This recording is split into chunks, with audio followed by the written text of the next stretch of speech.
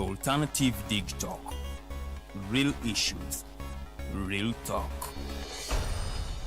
At first, we hit your gadgets with our state-of-the-art digitalized mobile studio with the debate on the road behind the wheels. Later, we launched our magnificent studios located on Plot 1A, Sawagude Close, Lukulinanganda, Machindye, Kampala, where we bring to you our must-watch shows like The Mighty Drive, Monday to Friday, 8 a.m., Hotline, Mondays, 7 p.m. As for legal matters, Twins at Bar, Tuesdays, 11 a.m. Wednesdays, 6 p.m. is Afro-Caribbean Link, where we connect Africa with the Caribbean. Voltage on Thursdays, 7 p.m. featuring a youthful panel. Interface with Dr. Kiza Besije every Friday, 12 p.m. with his call to action against injustices. Snap Talk, Saturdays, 6 p.m. with the trio. A must-watch, The Political Dice, Sundays, 8 p.m. with the duo that never stammers, and so much more. Watch us live on all our social media platforms. We are the Alternative Digitalk. Real issues, real talk.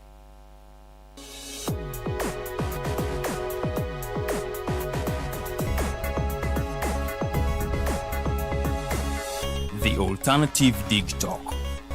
Real issues, real talk.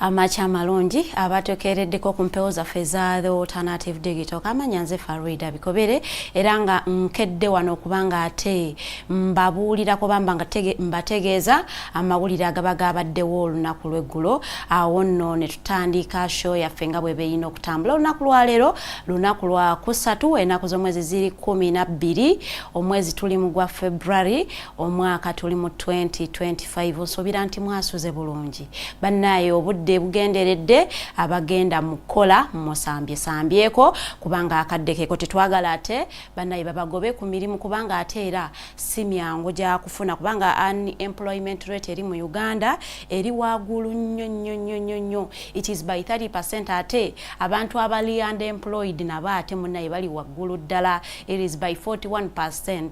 So munnange bwoba oyina akalimuko ndowooza nkusaba nnyo kakwate butiribiri kubanga akokola banga nti kiri mulimu tokyagala waliwo ate abagwagala bayitirivu nnyo. Nja kubategeeza nnyo nti waneeno ku digital tusobola okubanga ate buli lunaku tubaleeterayo omugenyi ow'enjawulo tuba tunyumya ku nsonga ez'enjawulo. Naye nja kutandika n'amawulire agabaddewo olunaku lw'eggulo. Munnange nga bwe kyali nti tubadde nga tufuna ebigezo results za UCE muleete January ffe we twasomeranga naye ate ebyakakati ndowooza byagoberedde 2023 ne 2022 okubanga ate ebikomawo in the mid Feb. So nno ebigezo bya UCE byakomyewo olunaku lw'eggulo. Ekyenjawulo ekibirimu nti abaana bano abaatuula ebigezo bino be basookera ddala okutuula ebigezo bya UCE under the new curriculum. Kati nekyo kitegeeza ki nti bantu bangi nnyo tebasobodde kubanga ate bavoonola results z'abaana. Nti omuzadde alaba bulabe results tazitegeera kuliko ABCDE ebisinga tabitegererako ddala kubanga ate biri ebyaffe bye twali tumanyidde ebyokugamba nti bw'oba oyise division 1 oba oyise bulungi nnyo, division 2 oba okoledde ddala bulungi. Bino tebiriimu division 1 division. Tusimanyi omwana nga afunye first grade, simanyi ate oli yayitidde mu second grade. Bannange new curriculum tebiriimu era nze nagambye nti omuzadde yenna bwoba totegeera results z'omwana kubira ekyemu akunnyonnyole bulungi omwana yayise omwana teyayise. Kusinziira ku bye twategeddeko okuva mu Ministry of Education batutegeezezza nti omwana yenna nga slip ye obanga results ze kuliko result 1 oyo aba yayise bulungi nnyo.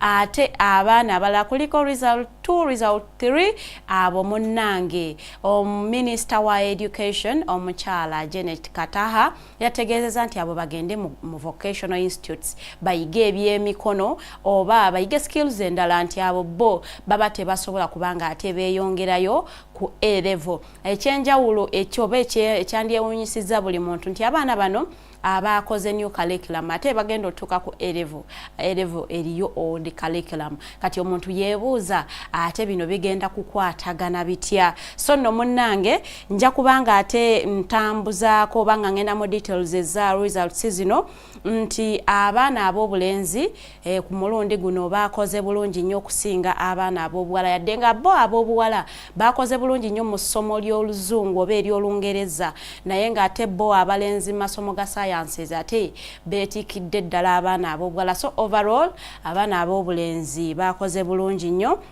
okusinga abaana ab'obuwala mu zino results ezafulumye. Mpozi n'ekirala mweno new curriculum UNEB yategeezeza nti 98% of the students abatuula UCE bonna munnange bayise bitundu 98 ku buli 100 be bayise, ate ebitundu 2 be bagudde. So nno kino kitegeeza ki nti gwe munnaye oba tewasobodde kubanga ate oyita ebigezo bino endowooza gwe genda mu vocational institute, naddala abo abatudde ebigezo nga babituula mu old curriculum kubanga balina chance emu yokka nti abagwa ebigezo bya 2023 babawa chance okutuula ne bano abagwa ebigezo bya 2022 babawa chance okutuula ne bano abatuula new curriculum, naye bo era batuulira mu old curriculum gye baali basomesebwamu. So nakitegeeza nti abaana abatuula mu old curriculum abaana abasoba mu 1,000 era bagudde.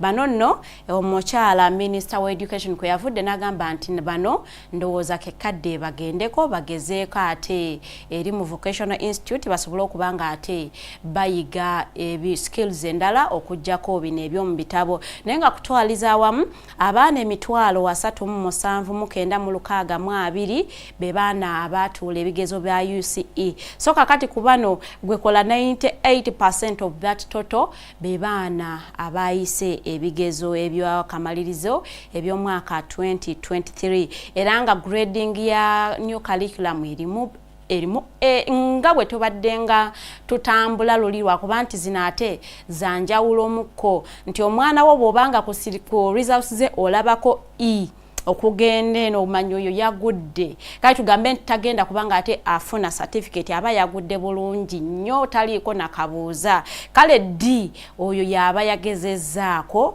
naye ng'era naye certificate aba tagiina. So nno n'abaluzira nayo yatuuza abaana mu new curriculum aba UCE era ng'ekyenjawulo ekirimu nti ate essomero ly'Eruzira bonna abaana abatuula ate munnange bayise ebigezo teriiko yagudde yadde n'omu. Ekyo nno munnange kitegeeza nti abantu bano nga gye bali mu makomera ate beeyongerera ddala okubanga bafaayo nnyo bafokasinga ku kusomera. Tujja kubanga ate tukongratulatinga bonna abaana abayise okubanga nti era tubaagaliza okweyongerayo ku levels endala ze bagendamu, naye nga tunagendako mu statistics zitulaga nti abaana abatuula ebigezo bya senior 4 only 30% be bagenda ku A level. Kakati gwe tunuulira 3,779 ebitundutundu 3 byokka kweyo namba y'abaana bayatudde ebigezo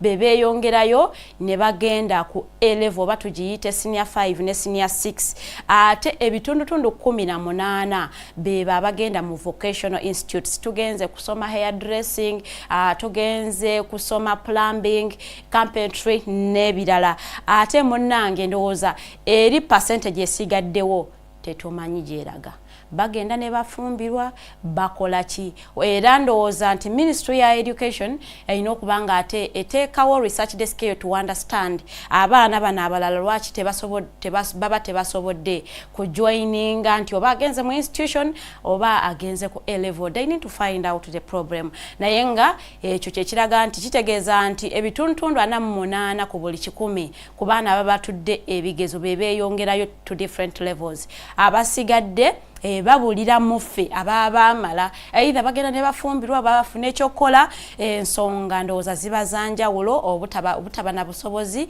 Abamu ndowooza early marriages nga bwe tuziyina wanene Uganda. so ngena kubanga ate maliriza egulire lyange erya UCE era nga congratulating abana bona abatola mu new curriculum nti ate bannaye mwe bali kubanga ate mwayolesezaawo obusobozi ne musoma bulungi nnyo kubanga new curriculum eri competence based teringa birife bye twasomanga ebyokukraminga nti bagenda kubuuza what is geography, what is chemistry, ebyawano byabadde byawukana mu konti will just cram a definition naye bano it was competence based chovola banti bo babadde ne project nga ne project yabwe era munange ekwatira ddala marks nga baji markinga era nga agamba nti olaba omwana wote yasobodde kufuna kutandikira ku D yo yabate yasobola kubanga ate ebintu byategeera abinnyonnyola ku lupapula kusinzira ku yenga bwaba yakitegeera so no byebye byabadde yo mu UC oba ku Ministry of Education nga ate batwanjulira results ezavudde mu UC generally abana bakoze bulungi nnyo 98% nga abana bayise kiba kirungi ddala abate bakoze bulungi munnange namwe tujja kubasaba inshallah omulundi oguddako abayemba mugenze mu institutions mutekeyo ebirowoozo mpozi Ministry ya Education yasuulamuko kubanga abazadde babadde tebategera results ndowooza bali badde ba preparing abazadde okusobola okulabanga nti ate results zino ez'abaana bazitegeera bulungi nnyo but okutwayiza wamu congratulations to all the students abatuula ebigeze byakamaliza bya senior 4 eby'omwaka ogwa 2024 njagendako ate wali eri ku kitebe kya NUP munange ate bano nga tufollowing debate yaliwo last week bano munnaye bavuddeyo ne balangirira ate omuntu eyamegga banne bonna ate ne yewangulira tiketi ya NUP ono nga ye council Luyimbazi Nalukoola era nga gwe bawadde kadi ya tiketi ya NUP okulaba nga ate avuganya ku kifo ekyekawempe ekyali kyakaviibwamu omubaka Muhammad Segirinya munnange era bano batandise omukolo bulungi nnyo era nga boogerako eri abantu ne batandika ne basoma results nga bwezaali era ne batubuulira bye babadde basinziirako kubanga bawadinga results zino era nga bategeezezza nti abantu abasinga mutunuulidde nnyo debate yaliwo naye ne batugamba nti iyo debate yali ekaringa 15% nti ate n'omuntu okubanga ali ku ground kyali kikaringira ddala 50% kakati n'ebintu ebirala awo ne byongerezaako ne bimalayo 100% era nga kusinziira ku bo council Luyimbazi Nalukoola ono ye yalidde mu banne munnange ne yeewangulira tiketi ya NUP okwawukanako ku bantu abalala nti tebaddeeyo kibiina oba political party yenna ebadde evangayo kutegeka these political debates between aspirants abagala position yonna ate no munnange abalala we bawulidde nti ate tiketi tebagifunye munnaye bazirise ne bakaaba amaziga ne bakulukusa era nga abamu kufe tumujjukira omwami oyo Nsereko yatuuka okwogera yayogera nnyo nagamba agenda kubanga asolovinga ensonga ezakawempe nayogera ku drainage nayogera ku poverty era kumanya yali serious nnyo ku nsonga ya poverty yajja ne boxing agamba nti zino box agenda kubanga ayigiriza abantu bukawempe okusaving unfortunately teyafunye tiketi ya NUP era nga amaziga gamuyiseemu n'azirika n'okuzirika nga takisuubira wabula ate ye omuwanguzi bwe yaweereddwa akakisa okwogerako eri abantu yakubiriza banne be yavuganya nabo naddala kufuna tiketi n'agamba nti sikijja kuba si kirungi ate bo we bavaayo ne bajja ku independent ng'ate bakkiriziganya bulungi nnyo nti yenna abatafunye kaadi ate munnange gwe oba oyina kubanga ate ojja okakkana n'okkiriza nti bakuwangudde n'osobola okubanga ate support yo yonna ogiwa omuntu oyo gwe abawadde kaadi era nategeeza nti bw'onaabanga okoze ekintu ekyo n'ojjanga independent kujja kuba kulya mu pate y'olukweyaga yakiyise era nagamba nti ejja kuba indiscipline in politics nti munnange ojja kuba toyina mpisa mu byobufuzi nti gwe atasobola kukkiriza nti bakukubye akalulu ate munnange no supportinga munno aba yafunye kaadi era neyebaza banne ate abamu congratulating be yabadde nabo okulaba nga ate awa speech ye ey'obuwanguzi omulamuzi wali ku kitebe kya NUP era omukulu president w'ekibiina kino Robert Kyagulanyi Ssentamu yayogeddeko eri abantu ababaddewo n'abategeeza nti nno omukulu oyo ye yawangudde era nga exercise yabadde free and fair era nga agamba nti babadde bagoberera demokrasi nti era akalulu gwe kakubye abangi ye omuntu eyawanguddwa era ono n'alagibwayo mu banne era fadda nga bwamanyikiddwa oba bwe batera okumuyita n'agamba nti kati oyo gwe bagenda okuba nga ate basupportinga okulaba nti adda mu kifo ekyalimu omubaka Segirinya Muhammad era abantu beeyo noza tujja kubaagaliza obuwanguzi abantu b'omu Kawempe tusuubire nti ate mwakoze choice ennungi okulaba nti ajja kubanga ate afrontinga ensonga ez'omu Kawempe nga maliriza omukulu Dr. Kizza Besigye ne munne Lubega Mukaaku babadde basuubirwa okulabikako wali ku kooti ya Buganda Road bano nno nga bavunaanibwa omusango gwa inciting violence era nga bagukola mu mwaka gwa 2022.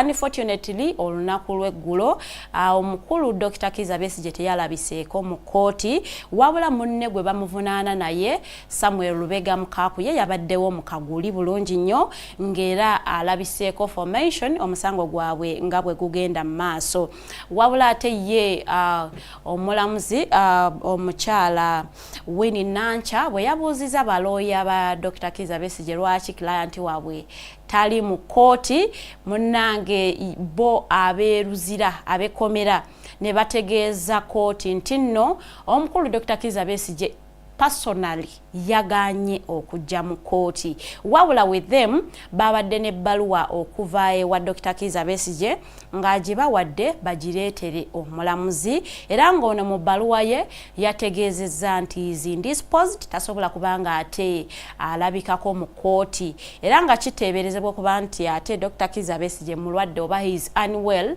y'ensonga lwaki teyasobodde kulabikako mu kooti olunaku lw'eggulo wabula balooyazi ba Dr. Kizza Besigye bo bagambye nti ekisookera ddala balina okuba nga beekennenya ebbaluwa eyo kakasa nti kituufu yavudde wa Dr. Kizza Besigye balyoke basobola okuba nga ate beeyongera era bano bategeezezza nti olunaku lwaleero bonna nga legal team ya Dr. Kizza Besigye bagenda kukeera ku luzira wala eri mu prisons okulaba nga bakyalirako Dr. Kizza Besigye to ascertain whether ebbaluwa yaleeteddwa mu kooti abakulu okuva eluzira oba ye yagiwandiise era nga baagala n'okulaba mbeera ki gyalimu wabula waliwo n'ebyogerwa yadde nga tebinakakasibwa nti Dr. Kizza Besigye yagenze ono hunger strike era nga kigambibwa nti ono tali mu kulya mmere oba okunywa ekintu ekirala kyonna so nongera bagamba nti kirabika y'ensonga eyinza okuba nga ate yamuleetedde health y'okubanga editoriatinga okulaba nti ate teyasobodde nakulabikako mu kooti olunaku lw'eggulo wabula era bo balooyazi ba Dr. Kizza Besigye bakigumiza nga bakikakasa nga bagamba nti client waabwe ekisookerwa ddala akyakuumirwa mu prisons unlawful nti ensalawo ya kooti eragira okubanga nti Dr. Kizza Besigye saawa eno ateekwa okubanga ali wabweru wabula nti okubanga nti client waabwe akyali mu prison okutuusa zino essaawa kiragira ddala oba kitegeeza nti omuntu waabwe bakyamukuuma mu bumenyi bw'amateeka era nga bano bagamba nti bagenda kubanga ate bakola kyonna ekisoboka okulaba nti ate omuntu waabwe avaayo bulungi nyera bano ne bakukulumira gavumenti okulaba nti ate gavumenti eri mu kukola ebintu mpola ba mu ngeri y'akasoobo okulaba nti ate ba clients bwabwe bakyagenda mu maaso okusigala nga bakyali mu makomera era nga bano bategeezezzaako nti bayorekera oba ne boogerako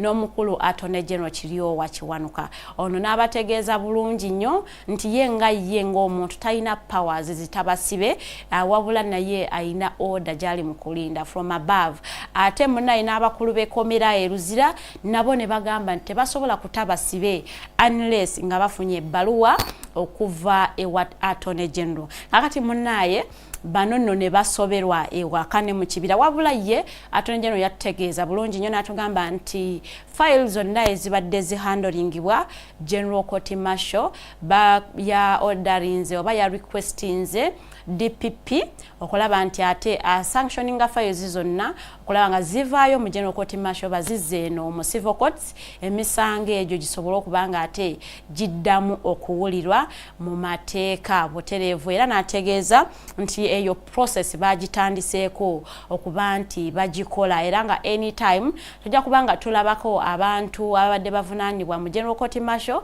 ng'ate munange emisango gyabwe giddiziddwa eno mu civil courts era nga zitandise okulaba ng'ate giwulirwa bulungi nnyo. So ngenda kuba ng'ate mpumulamuko katono nnyo bwe nkomawo ngenda kuba negatiddwako omugenyi waffe olunaku lwa leero era nga tugenda kubanga twogera nsonga za byabufuzi wabula tugenda kubanga tufokasinze nnyo ku kibiina kya NUP era nga omukulu gwe tuyina omukulu Musiri David enono nga yakulira institutions mu kibiina kya NUP agenda kubanga atubuulirooza NUP esobola okusustaininga internal democracy mu kalulu ke tugendamu aka 2026 kakati ekyo kibuuzo kiri eri ggwe wabula ye Musiri agenda kubanga ate atuwaye tekiye nga bw'alaba ebintu bye kakati naawe oyinza okubanga olina opinions zo nkubiriza nnyo ziteeke mu comment section tujja kubanga ate toziyita mpolampola mpumulamuko katono nnyo bwe nkomawo nja kuba negatiddwako Luwedde Lilian Luwedde ne guest waffe olunaku lwa leero.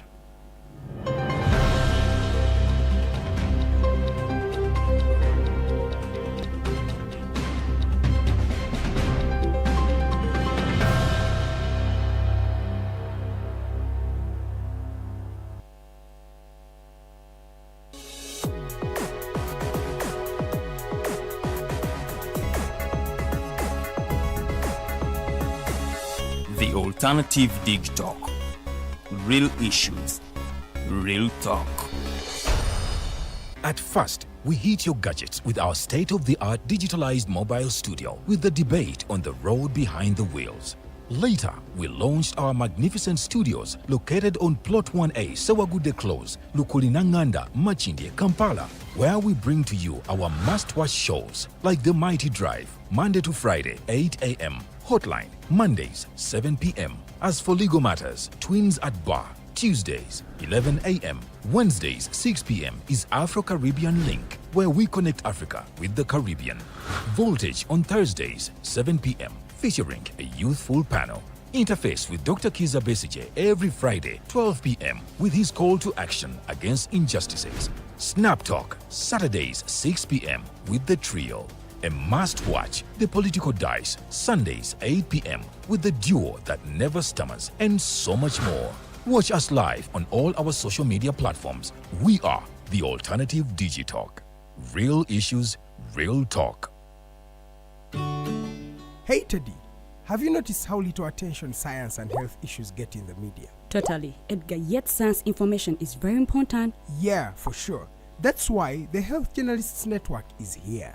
How can they help? They are a group of journalists dedicated to advancing public understanding of healthcare issues through impactful reporting on health and science. Oh, really? Yes, they meet up every month with scientists and researchers, policymakers, and activists at the science media cafes. They then relay what they discuss to the public. Does that benefit us? Oh yes, very much so. This helps with health and science literacy for a healthy Ugandan society. Okay. I love getting informed about science and health issues. Health information makes all the difference between life and death. I'll look them up and engage them. That's great. They are based all over the country. Oh, okay. That's interesting, and they should be making real impact. They are empowering health communities through journalism. Journalists can save lives just like doctors.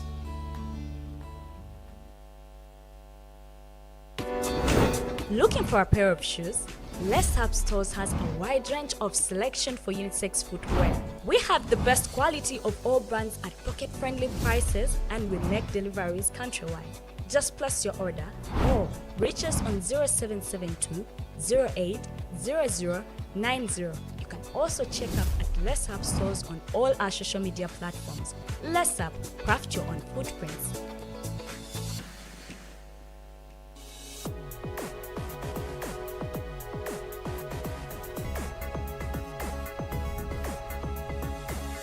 The Alternative Dig Talk. Real issues, real talk.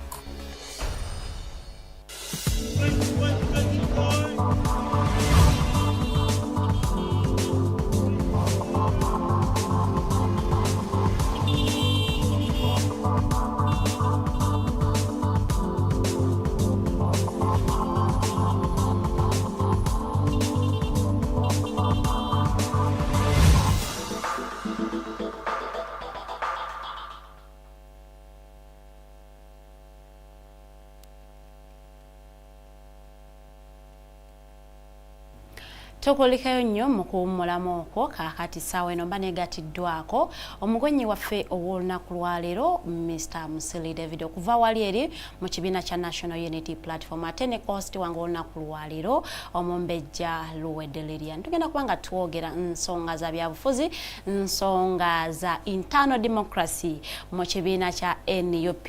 Do you think oba olowooza nti NUP can maintain oba sustain internal democracy ahead of 2026 elections? Olowooza nga bwe bayolesezza democracy waneeno mu by-election ye Kawempe bayinza okuba nga ate bakimaintaininga paka mu kalulu ke twayingidde kubanga kasita tutandika okukebera enkala z'abalonzi akalulu kaba katandise bulungi nnyo. Olowooza bayinza okukimaintaininga paka kuyita mu kalulu ka 2026? Ekyo nno ekibuuzo kigenda eri ggwe ali mu kutulaba olunaku lwaleero. Ansayo nkusaba nnyo giteeke mu comment section osobola okuba nga ate otuwa opinion respectfully. Your opinion should be respectful.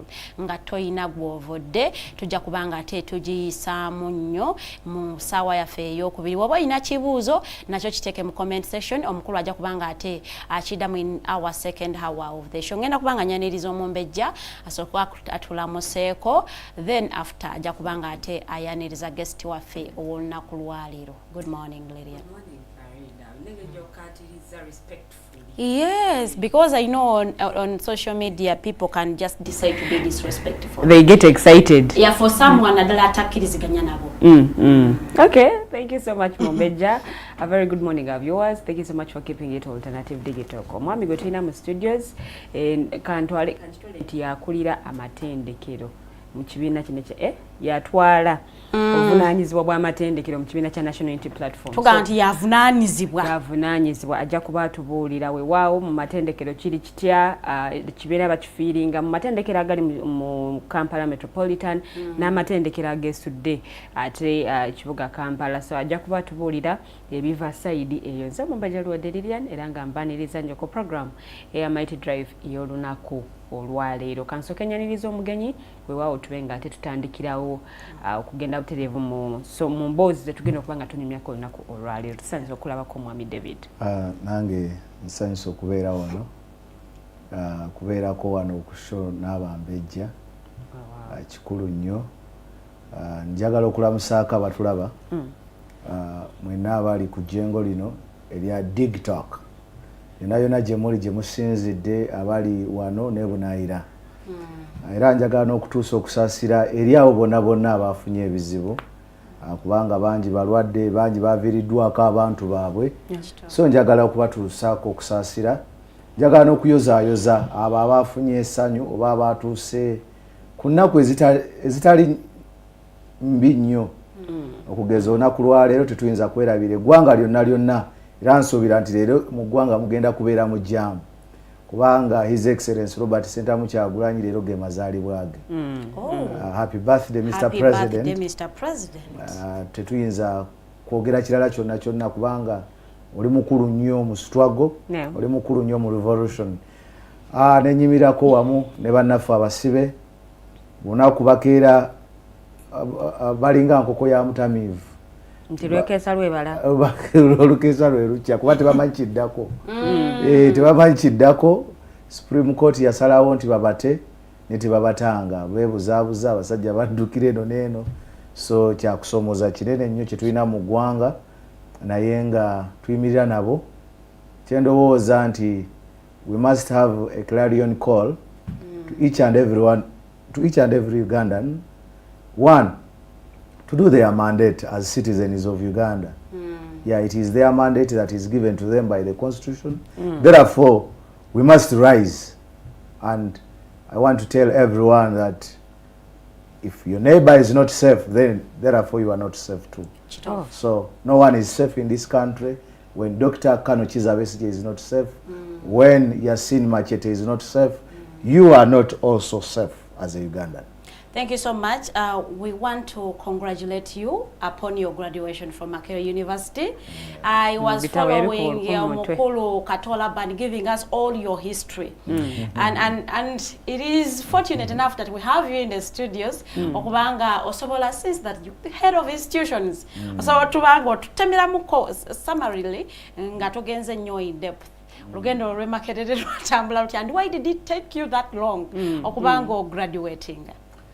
Yeah, to be precise and concise, you know, it has been a long story. Okay. But, of course, I entered Makerere in 2017, 2018, that Unitec.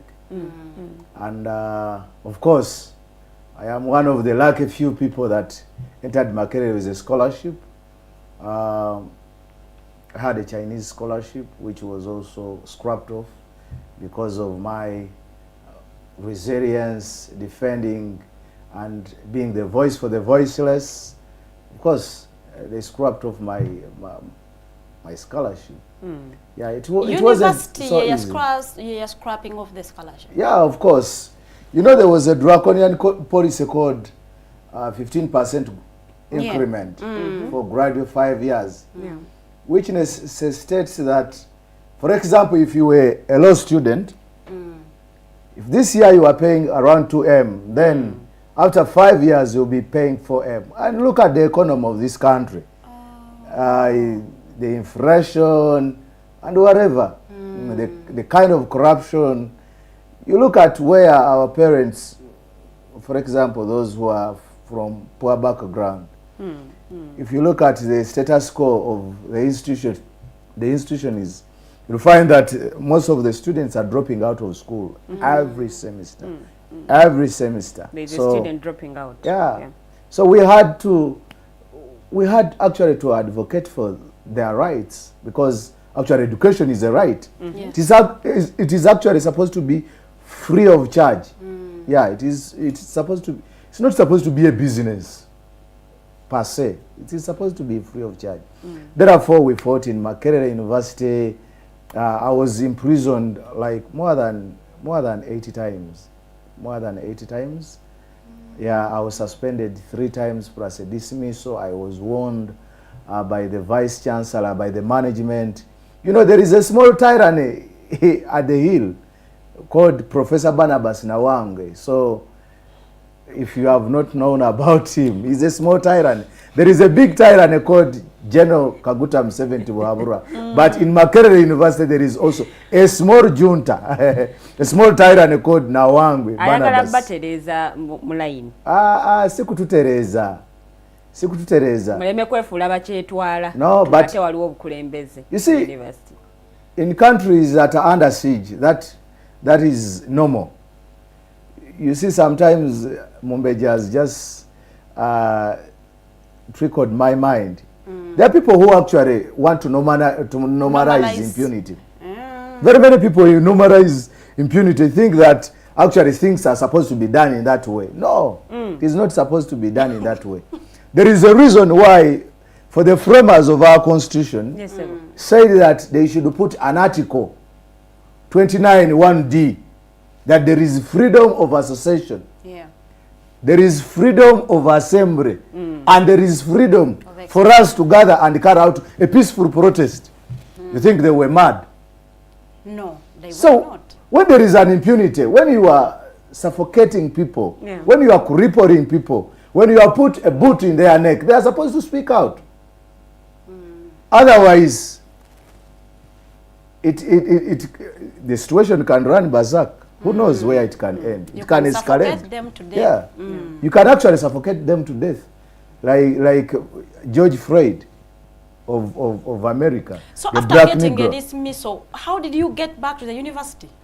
Of course, there is a time where in 2018, I was arrested by other two colleagues. That was Frank Abwambare, then Roy Rugumayo. We were paraded before court, and of course, after some time, court acquitted us. We had an able lawyer who is actually a rebel lawyer, who is currently the president of Uganda Law Society, Isaac Semakade. Okay. Yeah, who actually gave us pro bono. Oh. Yeah, he gave us pro bono. Of course, he challenged the court. He banged the tables. Actually, it is his life that he's not a normal lawyer. He's not a normal lawyer. So when our court acquitted us, we went back to Makerere. But of course, we never stopped. We started from where we had ended. So why I was dismissed, there is that time, you know, I don't know if you remember or if you were following, when it was 22nd, when the strike, now that was 2019, a group of ladies in Makerere University. Must fall. Yes, fees must fall. A group of ladies in Makerere University led us. That was Judith Narukwago, there is Peria Mole, who is now actually called Kemitoma. Actually, she was also dismissed. And for her, she decided to leave the country. No, she never gave up. She's still an active. No, as Thomas Sankara said, when a struggle is led by women, it comes to pass. It comes to pass. You see that picture there. Thank you, the man behind the cameras. It is the picture that went to BBC, Al Jazeera. It was all over. That was 23rd. But on 22nd, we were led by women. Of course, we had a strategy that let us front our women. You know how it is annoying. When you see your ladies, you know when we are in the university, we have halls of residence. Yes. For example, those that are residing in a hall of residence called Micho, actually, they have another hall of residence for women, which is complex. And those, the crocodiles from complex, they are our ladies, they are our women. Those that reside in Rumumba, there is Mary Stewart. Yes, the boxers. You dare touch their ladies, they will come out, the boys. So it did us a favor. And of course, it escalated. And the 23rd, that is when I was arrested with the guild president, Katerega Julius. And that's when my father, Korapstan, died because he had pressure, and by mere witnessing what the impunity, the brutality that happened, Korapstan died. And sad. Of course, it's very, very sad, and may his soul rest in the eternal peace. So that is why, you know, I have just graduated recently. I have been in Makerere for the last 8 years. It has not been doing a course of how many years? 4 years. Wow. Because I was doing a Bachelor of Commerce external, which is 4 years. Yeah, so a lot has happened. I have been arrested. I have seen girls who are sexually harassed in Makerere University. Some of the I've seen dropouts because of this very struggle. Actually, the one on the front is called Speria More. Yeah, Speria More. The other one is Judith Narukwago. Then Mama Busia is there. Fanis. So these ladies, there is Ashana. These are really ladies of valor, and I want to commend them, respect them. We shall respect them forever for what they did for us in the institutions, in the arena of education. We shall always bow down and respect them, salute them. So salutations, the ladies that are in the struggle. And I want to invite you, because the way they handle you in the struggle is very different from how they handle us. You see, but the impact it causes, that is a constant. Yes. That I agree. The impact it causes, it extends to the people that are watching over there. It is very different. Of course, but I know by the mere fact that you on digital. Yes, yes. You are activists. Yes. By making or by mistake, you know, I studied the South African history, and we always studied about the Khoisan. And people said that they migrated because of bandwagon. People migrate because they saw others migrating. So you can be activist anytime. The moment you are with my friend, love for adventure. because it's the one actually that Asha does into activism. When he was still in Job Breast Brotherhood, with the likes of Wemba Bib, with the likes of Mayanja, now the alternative. So you are in the right place. Okay. Thank you For so sure, much. I know anytime you're on the streets. So you see, I was part of the struggle in Kenya. I was part of the struggle in Kenya. And what is very different, what is very unique of the Gen financial Zs, bill. yes, the 2024 financial bill. I was part of it physically there. Yes. Oh. Yes, Physically there. Self-sponsored. You know, I have to be very assertive. Kenya. Yes. Nogende Kenya. Yes. Kwekalakasizako bannakenya.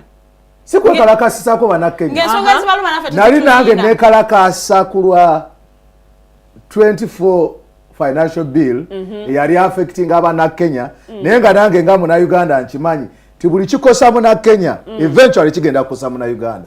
So it wasn't a fight of Kenyans alone.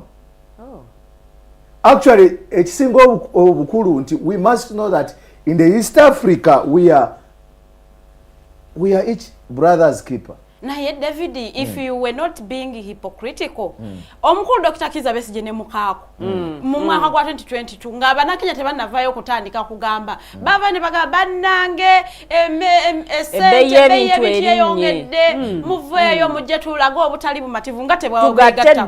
Kati awo entegeredde nti temugoberera bintu nga mukaaku ne Dr. Kizza Besigye tebannavaayo.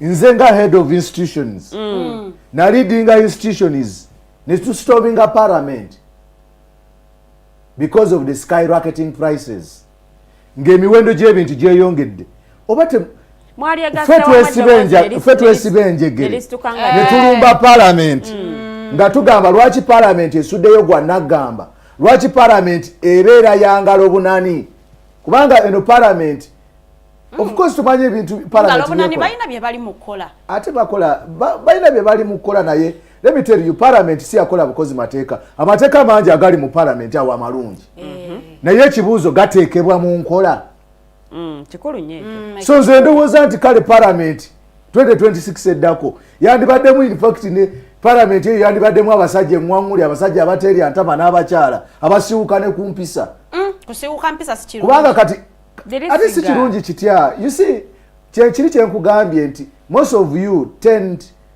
to normalize impunity. That parliament is not operating in normal circumstances. They are operating abnormally. If parliament can be raided by SFC, then why do you send go kusiwuka empisa kikyamu? Siwuka empisa SFC je ogikwate kusala kiki ekibeerawo omusajja bw'anaakukuba essasi ng'akuba essasi ati abameka be bakubye amasasi ku street. You think you are the last person to be shot? No, mwami Musiri. Kati sogatudde eri ku skyrocketing prices kubanga ono abadde agamba nti nze nava wano nengende Kenya wano ffe twatandika we are the whistleblowers. That's why mmanyidde ddala ekyantwala e Kenya tinagenda eva kizibu. Omanyi lwaki emiwendo gy'amafuta gyalinya mu ebiseera ebyo? Kubanga boda ye Kenya yali eggaddewo. Yes, ebo. Nga birukululana tebikyayingira. Era kyaliwoko mu 2007. Okitegeera? So kitukwakatako nga ffe Bannayuganda. That's why I was telling you from inception that it is a clarion call for every Ugandan to be sober. To always come out and defend what belongs to them. Kubanga woleka wano emiwendo gy'ebintu ne girinnya gigenda ku affecting eventually ne Tanzania. Kubanga fe already Uganda is a landlocked country. We cannot survive without Kenya. we cannot survive without Tanzania. Yeah. Ekyo kyekitwala Kenya nze I was self-sponsored. You know waliwo nalaba General Museveni ngagamba waliwo awo simanyi ba foreigners ababateeka musene. No. Imperialist tugenda kwatukakaawo. Wofiirwa maamawo okujjako kati emirembe gino wegyonoonese. Ennaku zino ofiirwa maamawo nobeerawo ngo kati nga mwe abakyalo oteseeko Q-taxi oteseeko lipshina olyawo waliwo abakukaabira waliwo osobola nosasula nga waliwo abakaaba be bagwa mu ntaana we bavaamu ng'oliko nga gw'oli wali eri olabika bulungi. Naye omuntu yenna teri alina kunyumiza onakuyigiriza butya bw'okaabira maamawo ng'afudde. So nze kyali kinkakatako okugenda okulwana e Kenya kubanga ekisooka nti bannakenya baganda baffe ate ekirala nti tuli mu East African community. East African community tesobola kubeera, it will be a myth if physically we cannot interact. If the problems at the neighborhood does not concern me, then it becomes a myth. Ekongo lwaleero abantu bafa naye nga tetufuddeeyo tusuddeyo gwa naggamba. Lwaki Makerere eno ebeera ey'enkizo nti mu mirembe gyo nga Africa egezaako okufuna obwetwaze. Makerere University students baavaayo nga bambadde ezo undergraduate gowns eza red ne bakkirire Namibia ne bakkirire South Africa bagenze kulwanyisa kyerupe abasosola mu langi nti awo abayizi bwe balina okubeera because students are catalyst of change. In any struggle, students must play their role, just like women. Just like Thomas Sankara said, that in any struggle, without women is dead at birth. So, twetaaga nnyo era kyovola batubasaba muli katika kibiriti muli batono nnyo abasobola okujja naye yenna asobodde okujja akola ki ajja. Nze nafuna omukisa nti okwekalakasa kwabeererawo e Kenya. Already nze nali nayingira dda Kenya kubanga I was part of the strategic team of the Genesis protests. So nayingirawo tuli bangi waliwo baganda bange sobola kwewaana nti nze nalimba bali but we a team. Ba Boniface we a team. Ba Shakila we are very very many of us. Mu Tanzania mu Sudan tuyinayo Barara Sara. In Gambia we have the Ario Bars of that kind. So we a team. Tukolanga continent. Awo wenyini wenjagalira okubuuza. Amaanyi g'oteekamu n'obwagazi bw'oteekamu buyogambe olese Uganda ogenze mu ggwanga erya Kenya ate ne mala n'enkomawo Uganda n'omala ate n'okomawo 23 ne tulumba parliament awanjagalira okubuuza kiki ekikupushinga okola ebintu by'okola because abavubuka tuli bangi naye bw'otunuya abavubuka abavaayo okwogera ku injustices oba ebitatambudde bulungi ennamba ntono nnyo era ze faces ezimu ze tulaba eno n'eno guba mutima okusooka guba mutima kuyaaya nakyoyaayaanira kubanga sijja kugamba nti it is because I come from a poor family background. No. There are very many of that sort. Abava mu poor family background nenga basula gwa nagamba. Very many people are very comfortable in their spaces. Niwe yandibadde nga alina kyasobola okugattako oba balimu okutya sibatitiizi. No,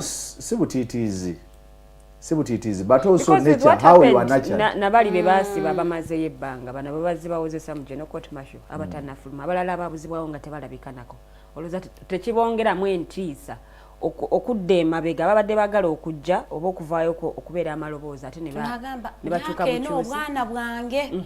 You see, there is a man called Kimathi Daniel in Kenya, the one who was leading actually the Mau Mau rebellion. He once said that we shall not live all our lives on our knees, but we shall die fighting. So oyina woyina okutuuka n'ogamba nti lwakiri katufe nga tugezaako dani okubeerawo ebiseera byaffe byonna ebyobulamu nga tuli ku maviivi twegayirira kubanga buli wobeera ku maviivi tegugenda kukola ki tegugenda kukoma. Era abantu ekyenjawulo nti abantu era tebabeera bangi nnyo abalina omwoyo gw'eggwanga. Omwoyo guno bakuzaala nagwo. To be an activist, you don't go to an institution and learn how to be an activist. For you to be an advocate, you don't go to an institution and you learn how to advocate for things, you know. Apart from the advocacy of law, jogenda ntogenze ku School of Law in Makerere University n'osoma emyaka gyena kyanjawulo nti waliwo advocacy eri inbuilt eri inborn nti nze wembanga waliwo omuntu anyigirizibwa nesivaayo nyinza n'okulwala. That is the intimacy. Nti nsobola n'okulwala. Mu mwaka gwa 2017 waliwo abakyala be baawambanga Entebbe. Dr. Sarah Nyanzi yatukulembera. I was the only man in the women working group. Nze nalimu omulenzi zekka. Naye nga ebintu ebimwe byasiganga okunyiiza ye gavumenti okuvaayo ne bagamba nti abaana abakyala abattibwa kasita baamalaaya. You know? Even prostitutes deserve their lives. Actually, prostitutes have produced people like me who are leaders of this country. You know? Ate nabo bantu. Tosobola kubanga oli muntu n'otunulira munno ng'ekisolo. Okitegeera. So twavaayo ne tulwanyisa ekyo nze mu advocacy eyo ndowooza bansiba emirundi 12 wemba nzijukira. Omanyi badda mu mukono gwe baali baamenya. Naye ebiseera ebyo chapter 4 Nicholas Opio baatubeererawo nnyo nga buli we bansiba banzijayo awo wokawokaawo ku headquarters because we stormed at the headquarters 5 times naye nga betulumba nabo basirikale nabo bazaalibwa bamaama naye nga tebafaayo ku bulamu bw'abamaama kubanga tekyandese kubanga twalina leeta nga gye twagala okudeliveringa but for the 5 times nga ate besi yaffe yalinga awo ku human rights nga wetuvanga tustorming awo nze Wanyera Simon Peter Obed Jukonku both Daumeu oyo abo bannamakerere abakyala abalala kwaliko bannana abakyala aba UN ab'obugatto Dr. Sarah yabayitanga abakazi ab'obugatto the elite. So ne tutwala ne coffin nga twala kesi z'abafu tubalage kubanga abantu balinga abakazi bafu abagwawo. You know, nenge era bakukwata brutally bubi nnyo. Waliwo ka video kamu onabo yiseeko ku gundi ku mutimbagano gwabo wembo ogwa X ngali nga banku sasama sorting nga banteka mukabakuntumye sikabangali kano kanalufenya kebali bakazaka akabesije nga naye ali awo agamba naye akoze ekyo why are you torturing him nga ye bamuteeseyo dda naye nga nze abasajja bagwa bavuya bakolaki banyingiza naye nga tufa kimu kulwanira ddembe lya mukyala kubanga nze buli kyenjize buli kyendi ebisinga byonna nabijja ku maama kati sisobola kugumiikiriza muntu azanyisa ddembe lya mukyala. Abakyala batusomesezza. I want to salute all the single mothers in this country. Nti singa simmwe abaana abo tebandifunye bulamu bweyagaza. Abakyala bangi butto n'abookya bali basiika enkoko basiika chipusi naye nga baagala omwana abeere mu ssomero asome. Kivolaba nti buli wenfuna abaana nga njogera nabo mu institutions ntero bagamba mufeeyo nnyo. Mwaye abaana beerabira. Omanyi wemubanga muva Makerere oba Kyambogo oba Mubsi oba kale Kabale University oba Masti oba Gulu University ne mwesanga mu Kaskis oyagala weerage, you want to show off that you come from a Flamboyant family, you know, okitegeera because there are chicks around, you know, basire queen webali naye bwodda waka the reality comes back, you know. The reality comes back when you go home in your bedroom. The reality will come back to you. fe teacher fe yatugamba nti buli lwoyagala okwebba ku ssomero ogende soko jukira obusisira obuli ewammwe nakati now decide onogenda oba togende naye yogedde ku situa ku demonstrations ezale Kenya twagala okubanga ate tuzi comparinga ne yawa ne ya 23rd ya walk ya march to parliament zonna zaina successes naye twagala okutunuulira ku biki ebyaleetere ye Kenya okubanga ate ewininga nnyo vis-a-vis eyawa ne yewaffe gye mwakolawo eri yavaamu n'ebibala bingi. Of course was comparing first of comparing ku bulamu bw'abana Uganda. Abavubuka bangi e Uganda bali very comfortable. They have normalized the impunity. Kuba kati okuwambibwa eri bagamba n'omuntu tibamuwambe nasigala nga akola ebibi. Engati kimukuteeko. Kenya bwe bakuwamba. It is a duty for every citizen to demand for it. Gweraba Supreme Court wano yatadde abantu bona bakimanyi Supreme Court yabatadde kito netezi walabe n'okulaba aba Pierre Yubo bekalakasa n'okwekalakasa naye bwe tuddayo nti obusungu ffe nze okugeza ekyantwala Kenya ebimu ku byo baali basengudde abantu erubiji bijaawo babasengula nze namanya ani abasengudde banga nasooka nenda banga Starbucks tekwatibwako ate nga Mwami Ruto yabbanga sente z'omusolo z'omuwejere nazireeta eno kati eri n'ateekayo biiru eyongeza sente ng'obadde okimanyi nti Starbucks tulema balwanamuuko awo baali badde kati buli zooni balina Starbucks wano mu ggwanga Uganda naye lwaki kye baddako kati buli village kuliko Starbucks ze kubuuli ezo ezimu zaaliwo kati yakaddamu naye waliwo awo babadde nga nabo bali stack kati bakyazimba nnyo kati bannakenya tubalabye nti engeri bannakenya Kenyans are very aggressive. Kenyans are very aggressive. Whatever they will to mu East African community, it is very hard for you to outcompete them on a job. Nti ate bo bafaayo ebintu bibeera personal. Wano muna Uganda alinda kisooke kimukwateko. Muna Uganda asobola okulaba n'alaba abantu n'agamba kambalinde mbalabe ku TV.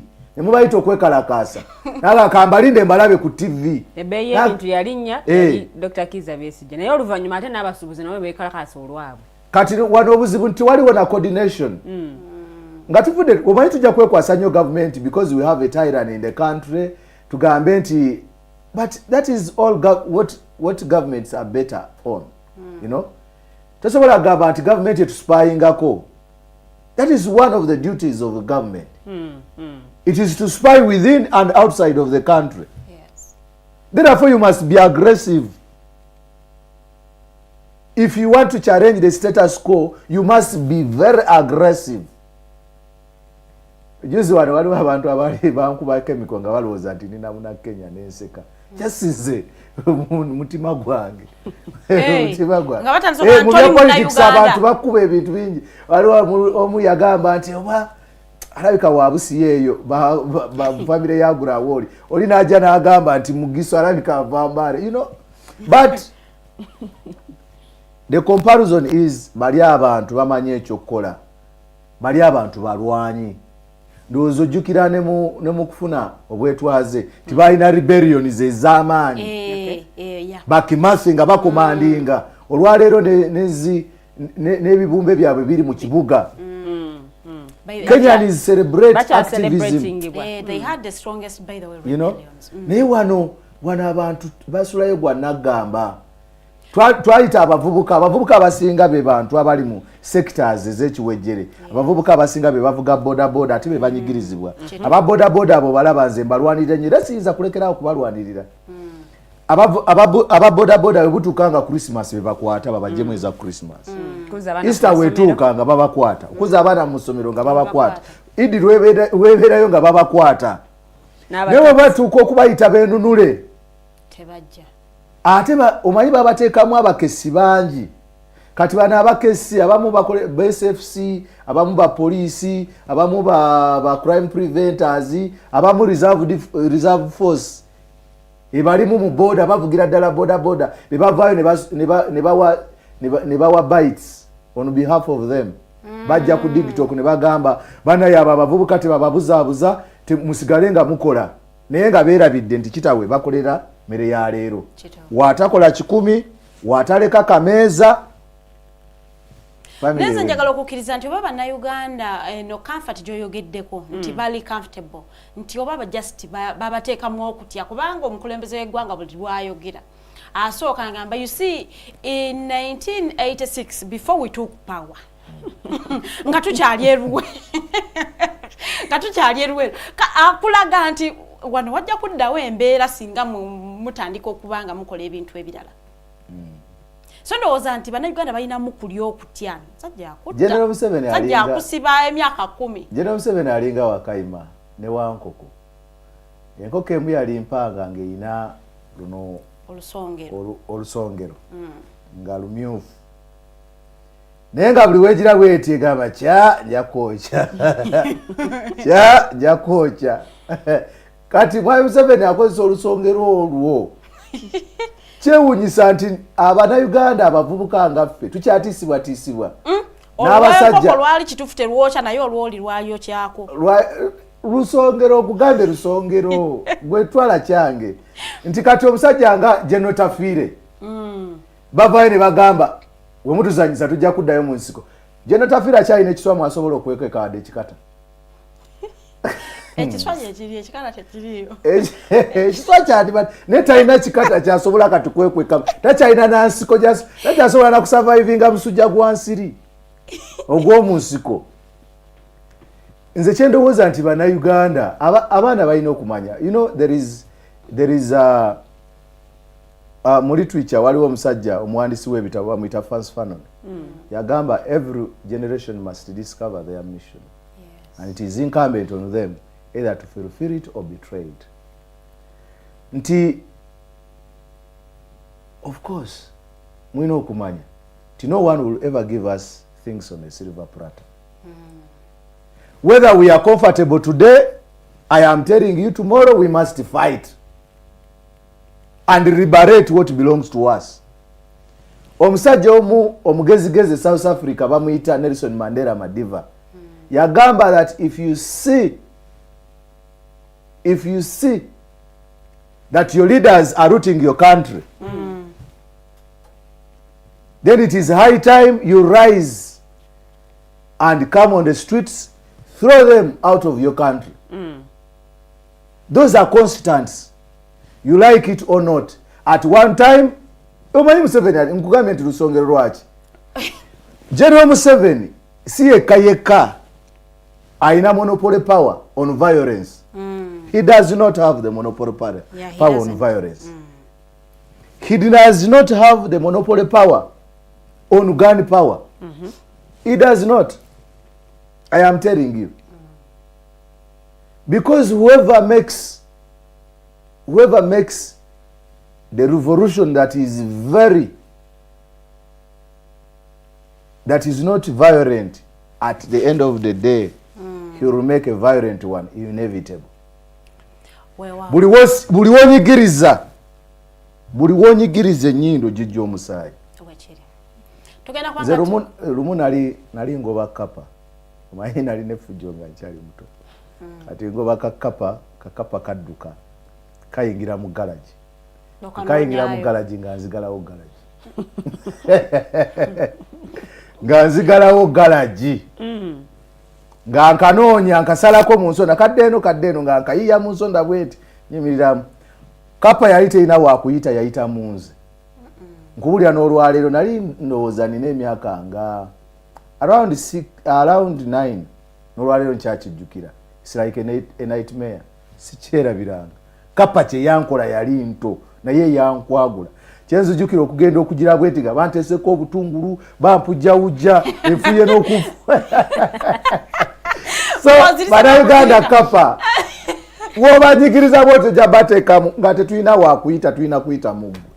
abo benyini bogambye nti bali comfortable banatuukira ku seri ya kape ya kukwagula era kale bajja kuba bajigirize ekimala njagala kubanga mbategeeza tuwumulamuko katono nnyo bwe tukomawo tugenda kubanga ate tweyongerayo mu maaso. We want to find out kiki ekiyinza okubanga kijja bannayuganda mu comfortability gye balimu ne batandika okubanga bareactinga ku nsonga eziba zigenda mu maaso mu ggwanga. Very good morning okyaliko Mighty Drive.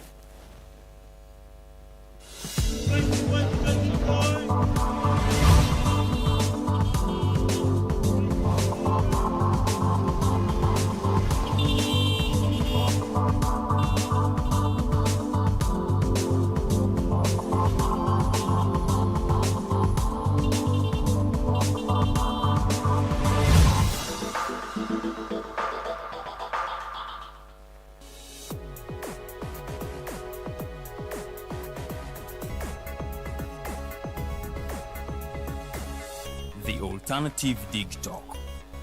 Real issues, real talk.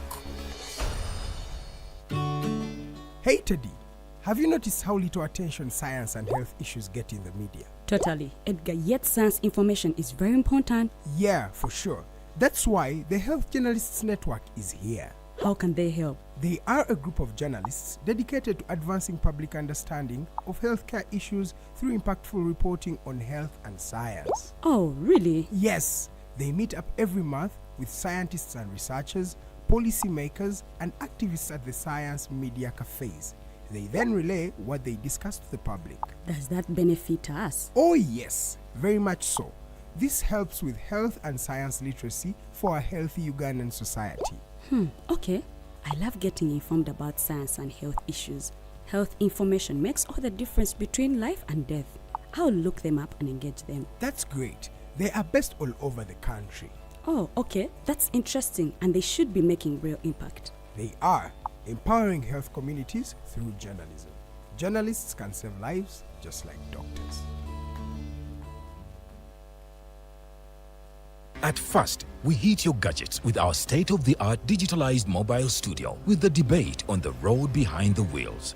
Later, we launched our magnificent studios located on Plot 1A, Sawagude Close, Lukulinanganda, Machindye, Kampala, where we bring to you our must-watch shows like The Mighty Drive, Monday to Friday, 8 a.m., Hotline, Mondays, 7 p.m. As for legal matters, Twins at Bar, Tuesdays, 11 a.m.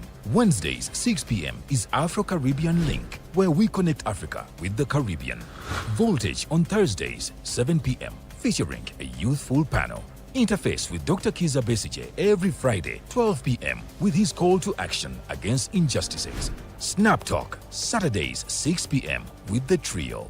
A must-watch, The Political Dice, Sundays, 8 p.m. with the duo that never stammers, and so much more. Watch us live on all our social media platforms. We are The Alternative Digitalk. Real issues, real talk.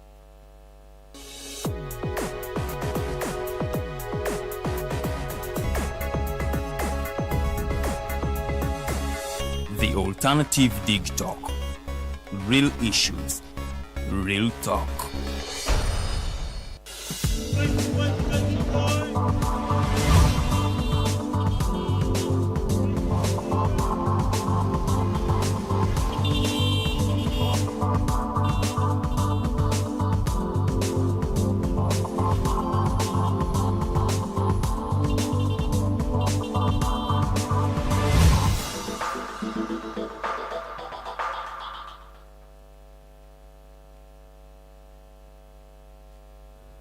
Okyaleko Mighty Drive tuba tuyingidde ekitundu kyaffe ekyokubiri twogera nsonga za byabufuzi nsonga z'abavubuka zikukwatako gwe munnange ali eyatudde ali mu kutulaba olunaku lwaleero. Njagala tumalirize ensonga y'abavubuka okubanga twenyigira mu kulaga obutali mumativu. Kigambibwa nti ekyawula abavubuka ba wano oba protest za wano vis-a-vis ez'ekenyeza wano zaalimu akasente. Twalaba abantu abatakola tayogera nko kigambo kya politics afumba bitumbuwa bye bambi ye ali mu mmere twamulaba wali tamanyi n'ekigenda mu maaso era kigamba esente za imperialist kigambo kya President Museveni zaaliwo era ze zaakola march to parliament abaana basasulwa sente ne bagenda bamachinge si kugamba nti it was their own conviction nti kituufu corruption asuse they were paid to do that. kituufu mukama waffe yateekateeka protest eno nga gwe yali ku ground ekisinga era ebintu ebimu ebibuzaabuza abantu ate nga mulimu gwa gavumenti okuteekawo propaganda okukonjera n'okusiiga enziro gye tuyita intrigue and sabotage. Wabanga yateekawo ssente lwaki yavaayo n'agamba wali anaavaayo yenna ogenda kukwata mu muliro tewagiwulirayo statement okwo kwali kwekwata ku biki ku bisubi ekisinga obukulu ndowooza n'ebyo tebyandivuddeyo singa bannayuganda tebeeryamu ki lukwe singa bannayuganda bakolanga bannakenya nti bannakenya tebakoma bukomi kukyogerako mu studio bajja ne ku ground n'osanga omuyimbi ng'ali ku ground n'osanga comedian ng'ali ku ground owa Twitter abaayo ku ground kamera zonna nga ziri ku ground newe ba space bagikolera ku ground ti buli muntu yenna naavaayo one nti bwe twali tutandika okwekalakasa kwe Kenya twali tulowooza nti first day tujja kuhitinga parliament naye ne tuwekanga nti ne communication yanjawulo nnyo bali abaana bagezi nnyo bakola app buli ku app nti abaana baali abakola computer science tebatuula nabo nga muli nabaawo mu field katwakera ku machanga parliament is under siege nga military esazeeko abaana ne bagamba naye ekirungi kya Nairobi nti Nairobi nungi nnyo waliwo we twakuŋŋaanira bagiyita nation street nation building nation building osobola ebeera ne out nyingi nnyo nti we mudduka ne muyitamu wano nga musala bwe muti ekibuga kiri kirungi nnyo bakirizainga bulungi exits nyingi naye nga mu exit omwo mu corridor omwana ali ku ssimu ye ali mu kuyiiya app eri cracking down waliwo ayiiya endala kubanga wotabeera mu field tomanya kikigenda ki mu maaso si buli omuntu yalumbanga ku front tulina abantu betwajjangamu nga bo balina we tubakuumidde nga tubawa ne protection wali arwaninga space ye tagenda eri mu maaso naye nga buli kiba kigenda mu maaso buli omu akikola ki akyetabuliro nti bakingisa kabeeri balingayo ku street wano njagala kwebazaawo omukyalo omu ayimbira muwala we Makerere mwerabidde so kinkoze bubi nnyo y'omu ku advocates mu bayimbi gwe mmanyi nti wagamba nti ngenda kujja abeerawo era jja muyimbi kyoyo azawe simulabanko ku street kati nze nali ku street yali ku social media nkubuulira bwe twatandikira ku NASA yaliwo naye obuzibu nti ndowooza naye teyalaba abantu bangi n'akola ki abantu bemwalabako bokka be bakwata oba yalitambudde ye abantu abakwatibwa bemwalaba bokka kubanga omwami omu yatuka ku parliament erinya linvudde mutwe yatambula bamwita Papa Were Salim naye manyi yatuka atya ku parliament ne council area ne Papa Were Salim be batuka ku parliament batuka batya ku parliament area ye teyajja na mu byakwekalakasa yali ayagala kujja kulaba vibe imiridde etya ali awa monitoringa bwe yalaba nga teri akikola in fact kanseria bulijja abeera muwolereza waffe kati yajja alabe bameka be bakutte asobole okulipotinga addeyo ajja atugjeyo mu kkomera kati unfortunately yagenda okulaba nga tewali gwe bakwata ye mwenyini n'afuuka activist kati Papa Were Salimu yayambala engoyi ovulo ey'abakanaabe era yajja ku parliament ng'agamba nkimye emmotoka ya deputy speaker Tayebwa ngenda kujoza that is how he managed to thrive and reach parliament naye abantu bangi abeekalakasa abatakola ki abataalabibwa ababyo byebibuzabuza abavubuka bano obutenyigira because abavubuka ba Uganda ngezo kiraba nti bagoberera nnyo that prominent person that prominent figure nti Musiri woba ogambye ffe tuvudde Makinde West bangi abajja okuwuliriramu of course ono bw'aba agambye nti nze nsimbudde kuva wano because they are a prominent figure era bajja bagoberera naye kisaagala kyekwasa nnyo nkugambye mu kutandika nti kisinziira ku mutima gwo yes your conviction abantu bangi basobola okubanga nze ntera okubeerako ekyewugisa ntera nnyo okutambulira mu public means naye obeera mu bus oba mu taxi omusajja nga ali ku Masaka road ali mu over speedinga but when everyone is comfortable ng'abantu basirise teri asobola mugamba owaayo ofaaki abasajja abasinga abajja okuvuga taxi ajja nga alina ebirowoozo bye tiyaleseyo kameeza omukyala yamukyaye abamu bali HIV positive aba akyali awo akyavuga taxi Trump n'agamba nti eddagala sigenda kuliba wa Uganda kati otudde mu taxi eyo omusajja akutwala ekyamazima ali ku ARVs nga kwegamba ye abavuga akasulayo busuuzi ekigere kizitowa nyoze kiyita kigere kuzitowa ateekako buteesi ye tafaayo baba afamu of course obulamu bwe ye bwagenda dda anoonya waafiira nga naawe otudde tosobola nakweyogerako because activism does not start where we are on these levels no it starts with your life at home omuntu asobola okubeera oli namukuba engolo naye nga tasobola kweyogerako ng'akaaba bukaabi wisera amanyi bagenda kumusaasira so ne gavumenti ekoze ekyamaanyi naye nze saagala kugyogerako kubanga kyerina okukola bagamba nti abavubuka bawano twakozesa bandwagon olw'okuba mu kirabyo kiri eri nga naffe katukikole abantu balowooza ebikola e Kenya byebikola e Uganda abantu baali balowooza abantu bayagala nnyo omanye abantu baagala nnyo okusaaba ekintu enziro okukijjamu amakulu gaakyo these two struggles were very different kino tekyali kukopa kya Kenya n'ekya Kenya nayo kitandibaddewo ekya Uganda kyali kirina okubeerawo kubanga okugeza before we went to parliament ebibiina nga Agola byali bivuddeyo olwedde okulaga obutali bumativu okulaga okweexposinga parliament ne corruption aliyo ne corruption scandals so ekino kyali kyanjawulo wadde nga fights era oyinza okulowooza nti kuba kati kyekyali e Gambia kubanga bwe twamaliriza on 23rd Gambia abavubuka ba Gambia baalumba parliament nga bakulembeddwa Ariuba ne balumba parliament on the issues of corruption. In South Africa, speaker ya resigninga n'okuresigninga because that was a wave that was sweeping the entire continent. Africa. Just like I told you, while we were in the Fees Must Fall, it was also a wave. It started in Uganda, it went to South Africa, it went to other countries in Ghana. You see, sometimes a wave comes, naye it comes with a generation. Tirero wekibeera wano nga bwolaba nti we twali tulwanyisa abakulembeze b'amatwalo bagoba wano nti entire Africa it was a wave. It started in Ghana.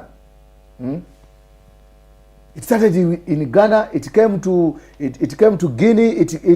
It came to all other countries in Africa. So ebintu ebibeerawo bibeera biri hankered on the good spirit. But so abantu bavaayo buvi ne balowooza nti ebintu bya corruption omanyi wano abantu abaagala okujungula ebintu bagamba abakiryamu Mwami Museveni n'avaayo n'agamba nti simanyi abazungu bwe babafandinga kwegamba waliwo double standards era oyogera nti gwe wakiteesewo ate ogamba abazungu babafandinga ate ogamba temunkwata mu muliro so nze njagala kwenkalaginga bana Uganda nti so far we are not doing bad. I am not like other people that castigate Ugandans. I am not that person. Ne lwaki ku social media wo mulaga amaanyi naye ate ku ground it's different. Should we send activism kati mwamujja ku ground mumutadde ku social media because bwaba ku social media impact ya social media eyinza okuba teruma nnyo nga wano ku ground.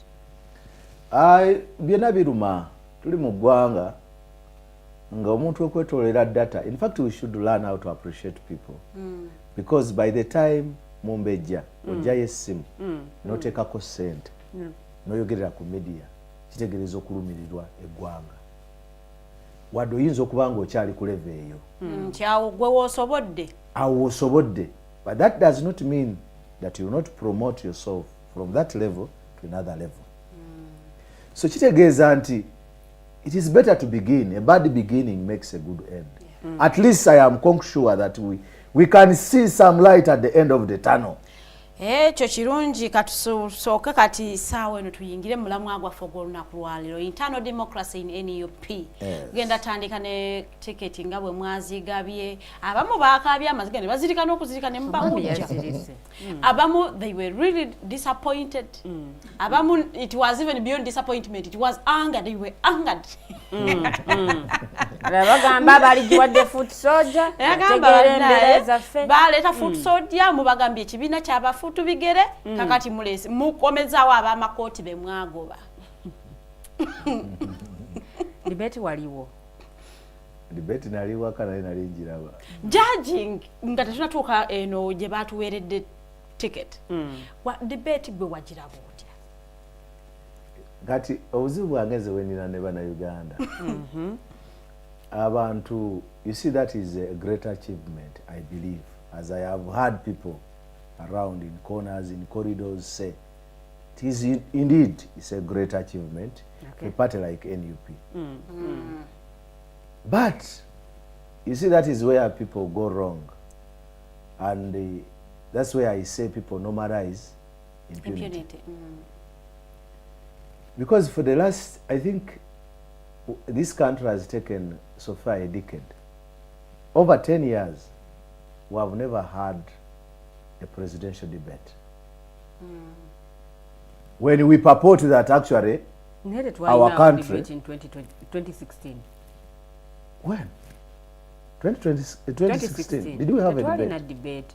It was in a debate. President Maureen Kalya, mwalimu ba mabirizi omugenzi ono yafe yali yesimbyewo President was it Bidalo? Yes. Superstorm. Waliwo debate. Waliwo debate eyo because bagitegeka emirundi ebiri ogwasooka president I think teyajja. Yagaana n'abayisaamu amaaso. The second time he came. We had a debate. But did we have a debate in 2021? No, we didn't have because of COVID probably. Maybe. We want to think. But a debate does not need people to meet physically. We would actually have a space. Internet wetuuka eggwanga Uganda. Our internet penetration is also low. Kati wetubeera ne debate ngeri physical tukakasa nti abanakyale balaba TV balina amasanyalaze. Abali ku social media n'abali rural electrification munaye etambudde. Okay. Okay. So nze ndowooza nti abantu debate eno ekibiina ekibiina kya National Unity Platform kyalina ebintu bingi bikigenda okubuusa eggwanga lino. Okay. Okusooka wadde nga tubaddenga ne presidential debates ate ze ndowooza nti nazo tezibaddengawo mu butuufu kubanga tebibeeramu ebyo eba debate tebeerayo nti ate nakuyisizaamu amaaso nti ate we tuba tujja nze kategore gye njagala okubeeramu terina kubeeramu Dr. Kano Kiza Besigye. Nze njagala ku debatinga ne bano bakyalya n'abalala ekitegeera. Naye ensonga lwaki olwaleero tulabikanga ababadde successful one, we did it at the headquarters. Okay. I am quite sure that if we had done that debate in Kawempe North, it would have been raided. There are higher chances. Nti nekino achievement gye twakoze nakyemalira alinga kwegamba tukolera mu bugubi ennyo kyobola abantu ba appreciatinga nnyo ti mu bugubi obwo twasobodde okukola debate n'ebeerawo. So nga twandibadde tulina ebintu bingi bye tusobola okukola kubanga president waffe n'ekibiina kyaffe kyonna n'abakulembeze bonna. I am a NEC member here. We have had debates in the institutions, in Guru University, in Mbarara University, in Makerere University, in Chambogo, in MUBS. We have always had those debates. But you see, it doesn't. It ends in tears. Before you know, there is intrigue and sabotage. Before you know, there is an invasion. Before you know, you are raided. So while we are praising and we have this achievement, we must think so fast on what could be the repercussions in 2026. Yes. Okay. Debate eno yayolesezza you see abantu babadde nga bagamba nti NUP mwatuletera abakulembeze ab'ekiboggwe naye omuntu wajja n'omuwa omukisa n'ayogera watuuka mu palamenti n'asirika teguba musango gwa kibiina kituufu nti ne bannansi nabo baalaba nti abaana baffe twabateekerawo abantu nammwe ne mubeera n'opinion ate era njagala okubuulira nti ffe tukimanyi nti omuntu ebiseera ebisinga waaba asirise olumu aba alya tosobola mu Buganda tosobola kulya nga bw'oyogera tekikkirizibwa naye nsobola kusirika nga ndowooza ng'olowooza nanti tosobola sirika lubeerera bwerowoozezza olina obitulaga tosobola okuba nga oyogera mpola nga sekandi omukulu sekandi bwe yagala simala googera naye ng'atuuka ekiseera n'akola ki n'ayogera n'avaamu omwasi okitegeera so nze njagala okwebaza ekibiina okuba nti kyateesewo debate abantu abamu babadde balina confusion nti ate kanso nalukola lwaki yafunye ensanvu ate magala n'afuna 5 mu mmeka it was out of 100 each person kubanga categories zabadde 3 the first one is that interview or vetting which is out of 40 then second ye ya debate debate eyo gy'olaba yatambudde ensi yonna yabadde eri out of 10 yabadde eri out of 10 kati nga max ezisinga obukulu 5 za ku ground gy'oli oba toliiyo ku ground gy'oli oba toliiyo ekibiina ky'abantu people power maanyi g'abantu from article 1 of the constitution the sovereignty of the people kati amaanyi g'abantu makulu nnyo mu kibiina kyaffe era y'ensonga lwaki olaba abafunye bwe naye byexposinze ebintu bingi bintu nga ki kati ekisinga okwewuunyisa nti karakita y'omuntu gwe bagenda okuddira mu bigere yali yanjawulo and very many people have a misconcept about Honorable Segirinya Muhammad. Honorable Segirinya is not like Muhammad Moses Nsereko is not that character. Waliwo abakoze ebintu ebimu ne bakola katemba mungi nnyo ng'anyiza n'okunyiza. Yaziza ne box Nsereko box. Nsereko yone yazise. And what you see copycat, you know when you copy you cannot copy everything. Yes.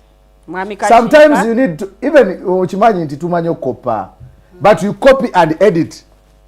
Sometimes oyinza okuba nga nze Musiri David Bwogi nenkopa nempandikawo mu Mbejja Farida nempandika nga gwe mpandiseewo atono PA we yabadde ku malaalo ng'asaba omugenzi teweeba kazuukuka twagala kadi babuulira omusajja babuulidde obuzibu bwe bayina omuntu gwe baagala okuddira mu bigere tebamutegeera yali musajja wanjawulo yakola ebintu bingi Honorable Segirinya twamulabako ng'ali mu kibira ali ku duwe ya Kamulali Honorable Segirinya twamulabako wano nga digital TV zize ng'ali mu yetise TV Honorable Segirinya alina ebintu byabadde akola naye nga buli kyakola it is calculated kyekyenjawulo ayinza okuba yabadde nga tali fluent mu Luzungu but he knew abantu bekawempe kye beetaaga yali amanye abantu bekawempe kye beetaaga ng'amanyi ddiiro olw'okwogera ki so omuntu okusobola okukola ebintu bya Honorable Segirinya ng'abantu balowooza nti ninakola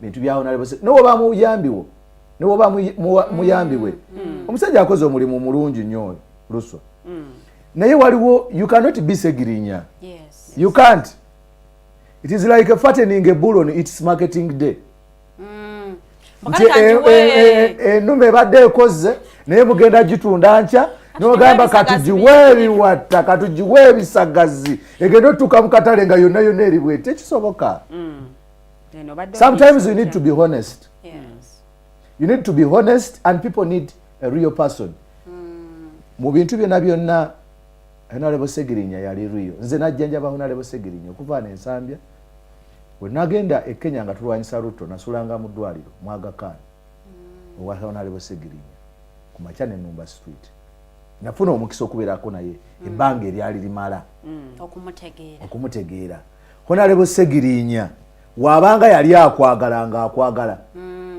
ebintu ebimu byolabirako Honorable Segirinya yayagala Dr. Kano Kiza Besigye ng'akyali mu FDC n'omutima gwe gwonna naye olunaku we lwakya n'asala n'adda mu people power n'ayagala his excellence Robert Sentamu Kyagulanyi n'obulamu bwe bwonna kyova olaba ne mu kiraamo kye yagamba ojja kwogerera essaawa 5 naye ne wonaaba oyogerayo essaawa ne ziggwayo n'obaako ne kiweerabidde era addamu oyogere in fact yagamba abalala bonna ne we batoogera nze ndi omu ku bakwano ba Ssegirinya saayogera mu lumbe ba Ssegirinya nasalawo okurespectinga ekiraamo kye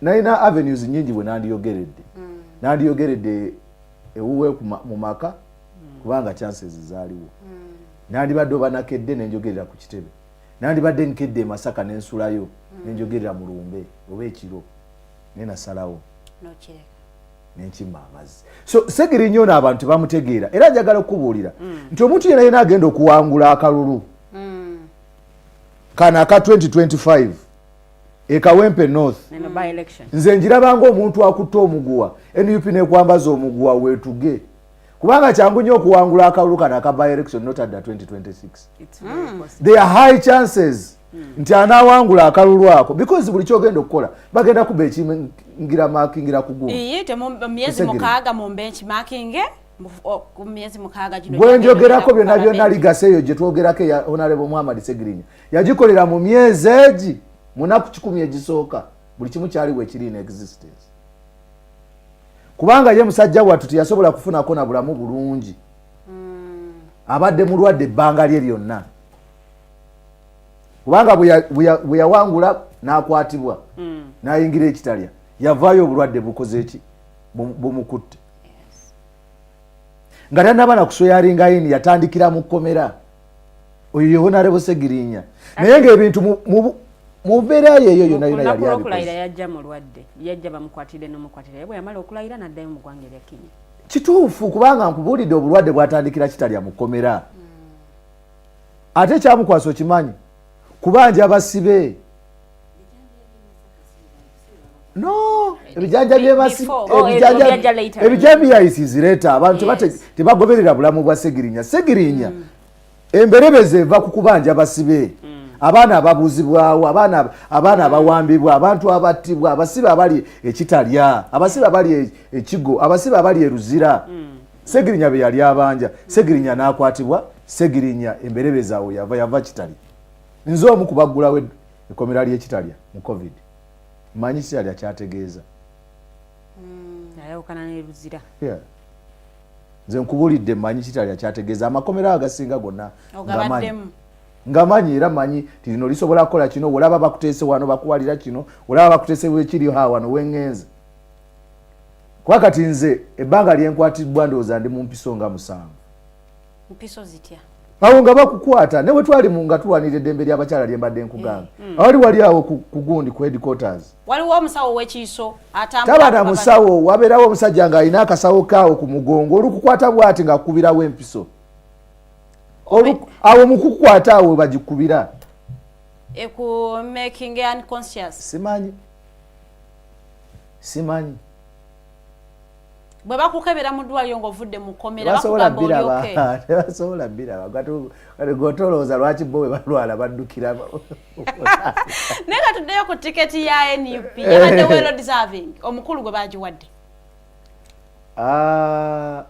nze kyobalaba okusooka njagala okuyozaayoza kanso na Lukoola naye n'okumubuulira nti teyeeyibaala takutabeereeyo n'akuba gudigudde nti kawedde ate ekirala nti omuntu yenna akalulu ako tukeetaaga nnyo era njagala okukubiriza bakandidates bonna ababadde mu lwese eyo okuwagira ayawangudde kaadi mu mbeera yonna esoboka naye yawangulidde waggulu ebitundu 7 mu kimu n'obutundutundu bunda ku buli 100 for me that does not matter so much the constant nti yawangudde wawangula nti NUP tugenda mu kalulu naye ng'akalulu kano ke tugendamu tuli mu muzannyo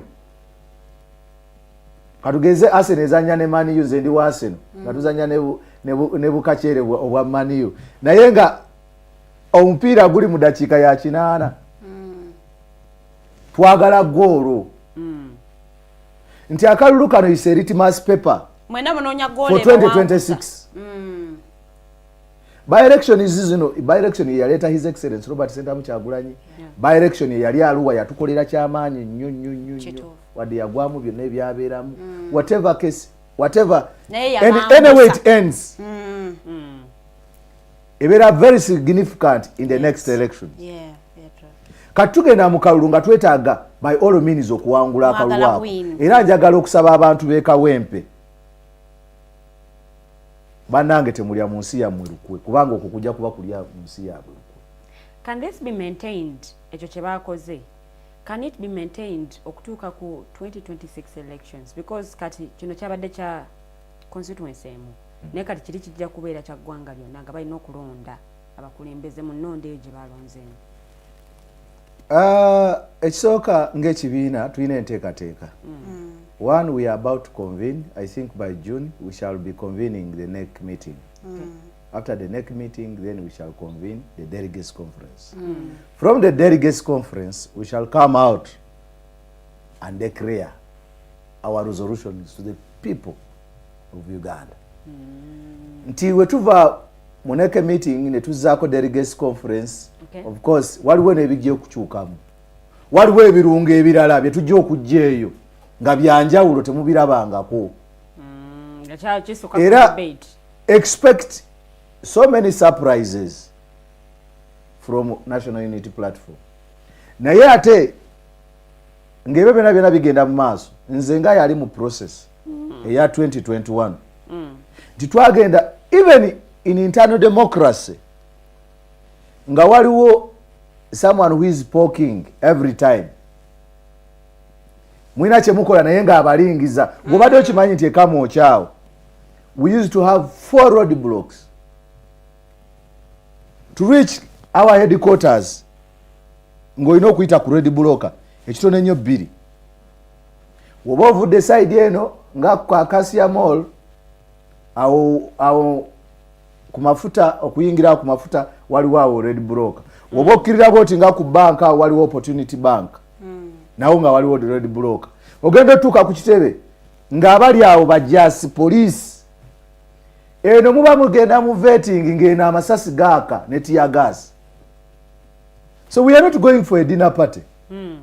We are going for war 2026. That's why nze kyendowooza bannayuganda balina okumanya nti bategeere nti akalulu ke tugenda mu protest vote 2026. Kubanga njagala okutegeeza nti kyekiri kyolaba nti abantu twafunye achievement kituufu. Naye achievement waliwo n'abeeraga kwegamba tulinga abakoze ekintu ky'ekitalo obutalo because we are in a country that is under siege. We are in a country that has a tyranny who has been here for the last 29 years. 39 years. Nga takkiriza bibiina kukola ki kwegazaanya. Nti zino debates twandibadde tuzitwala na mu constituency. Nezitabeera ku headquarters. Kubanga tugeze tugenda kubeera n'abantu bangi, you know. Wandibadde ozitwala mu constituency naye zigenda kubeera raided. Kubanga ffe tubadde eggwanga lino singa limanyi the party that is anchored on, for example, civic education is National Unity Platform. Naye tetusobola na kusomesa bannayuganda kubanga wokuba olukuŋŋaana kituufu poma yavaawo naye yo eringa ekyaliwo nti kooti yasalawo abantu balina okuddamu ne bakuŋŋaana naye era oba oliawo aba DPC n'asalawo okuŋŋaanyiza abantu yagala kubasomesa bikwata ku ggwanga lyabwe kwagala ggwanga lyabwe nga baba raidinga nga babakwata nkubulidde ekamooca we twabeerera ekamooca nga bunaku wabeerayo omuntu gwe bakwata. And I am telling you, there are very many people. That list you see is endless. Waliwo abantu bangi be tutamanyi nga babuzibwawo abamu bafa n'okufa nenga tetumanyi. Ffe abali mu kalulu ka 2026 it wasn't 2021 it wasn't an election. It wasn't an election. It was a battlefield. Twali ku trail nga tubuuka mirambo tuyita mu masasi. So awe tugenda naye we must prepare. Ekyo kye ngambye ti abantu baveemu okutya Because if you fear, for how long will you fear? Paka kufa. For how long? Kufanga otidde. Abantu bagenda na kutia mirambo gyabwe. Ngomulambo gulota. Naye bw'ogamba nti akaluka 2021 was a battlefield. Ate nga tukkiriza nti because of COVID abantu tebajjanga nnyo ku rallies, tekaali nnyo aggressive. Katuyingira 2026. Tewali nnyo kiyinza kutukwata nnyo kubanga ne mpox gwe batugamba taliiwo wanene Uganda tanakyuka. But the question is, Mr. Musiri, 2021 we were expecting you to come for Machinde wano wetuli Machinde West. Ne batugamba mbu kati ogenda kubitereza watunda tiketi yo NUP yali kwadde tiketi n'ogiguza omukulu Sewanyana. Kati yagali mu nkubo galaga nti you want to come for 2026. Kituufu ojja 2026. Kati okusooka kyehonyeza. You see, nze mbadde nazimbuwako ekikookolo ekyo ndowooza one kiyinza okubeera aba opponents abaatya nti nja kukomawo mu kalulu. Kubanga it beats common sense for one to allege that I was given a card by my party. And you sold it. And me foolishly, I got the card. And you sold it. And took it to someone and sold it. Because yali ku ground nga toli. No, tekyali kituufu. Everyone will attest that I was the person that was on ground. Omanyi lwaki kadi yaffe yalwawo okugabwa?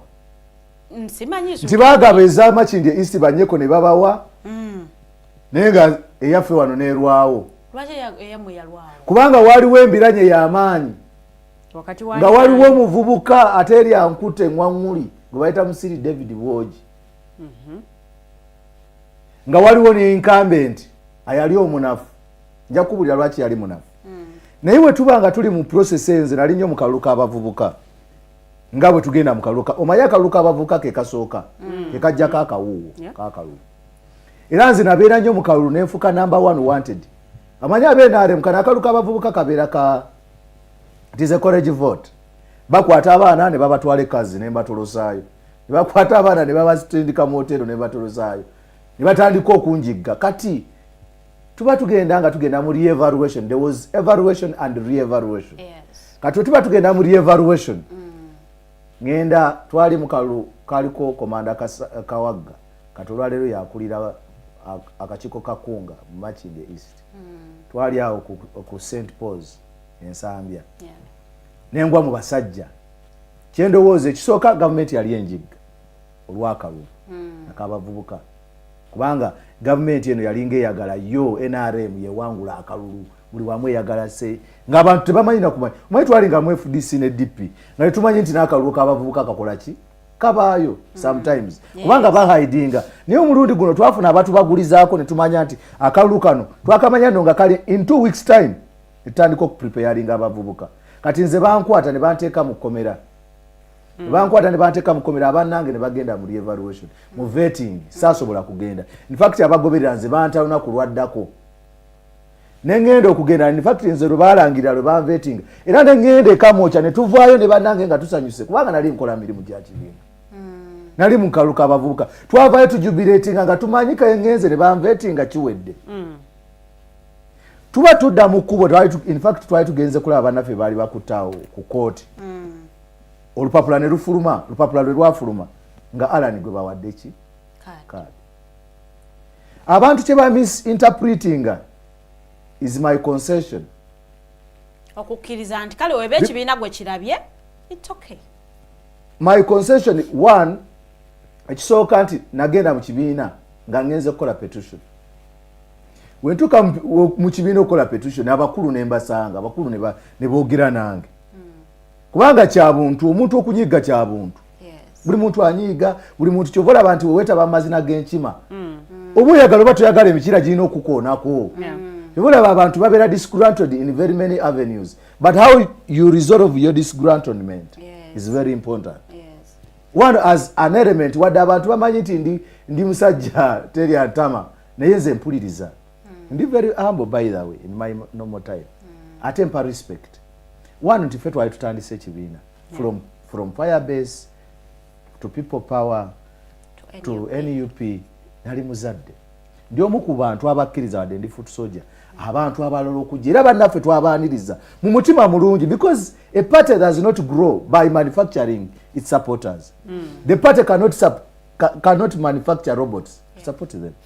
Wano bannaffe we bajja n'ekitiibwa bajja abasinga ba MP ba owekitiibwa Masayas Mpuuga ne banne bajja nga naffe because they were role models actually before.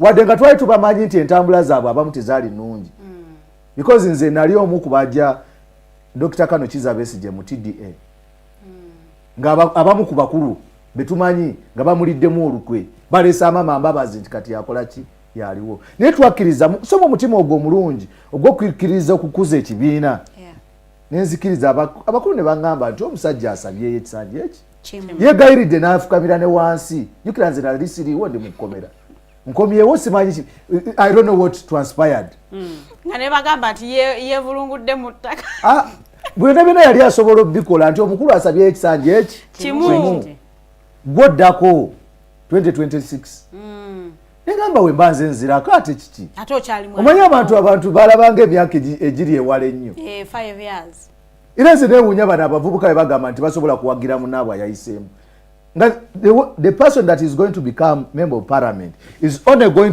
to serve for only 7 months 7 months of trial of probation okitegeera abantu nga bakugezesa neŋŋamba owaayi kiri okay saagala kubeera nga oli omukyala abakyala ababiri omwe bonna bazaala abaana oli ne yeebakira obwe basula mu luumu emu oli n'asinga munna amagezi nabba owooli akyali omulamu n'amuwa ekifu ne bagenda mu maaso ga kabaka Sulumani n'agamba nti owaaye edi mutwe jangu wano leeta embazi bano tubatememu koolya yali alina owuwo akyali omulamu n'agamba ye kabaka oli mugezi nnyo tumutememu buli omu atwaleko ekitundu naye ono ayali nga ye nannyini oyo omulamu ali ne munne ng'akimanyi nga n'ebisa bimuluma nti omwana we n'agamba mumulekere amukuze mujja wange suzi kinasalawo kyali kituufu ekyamazima mu kalulu abakuwa ssente babaayo abaagala okuwa naye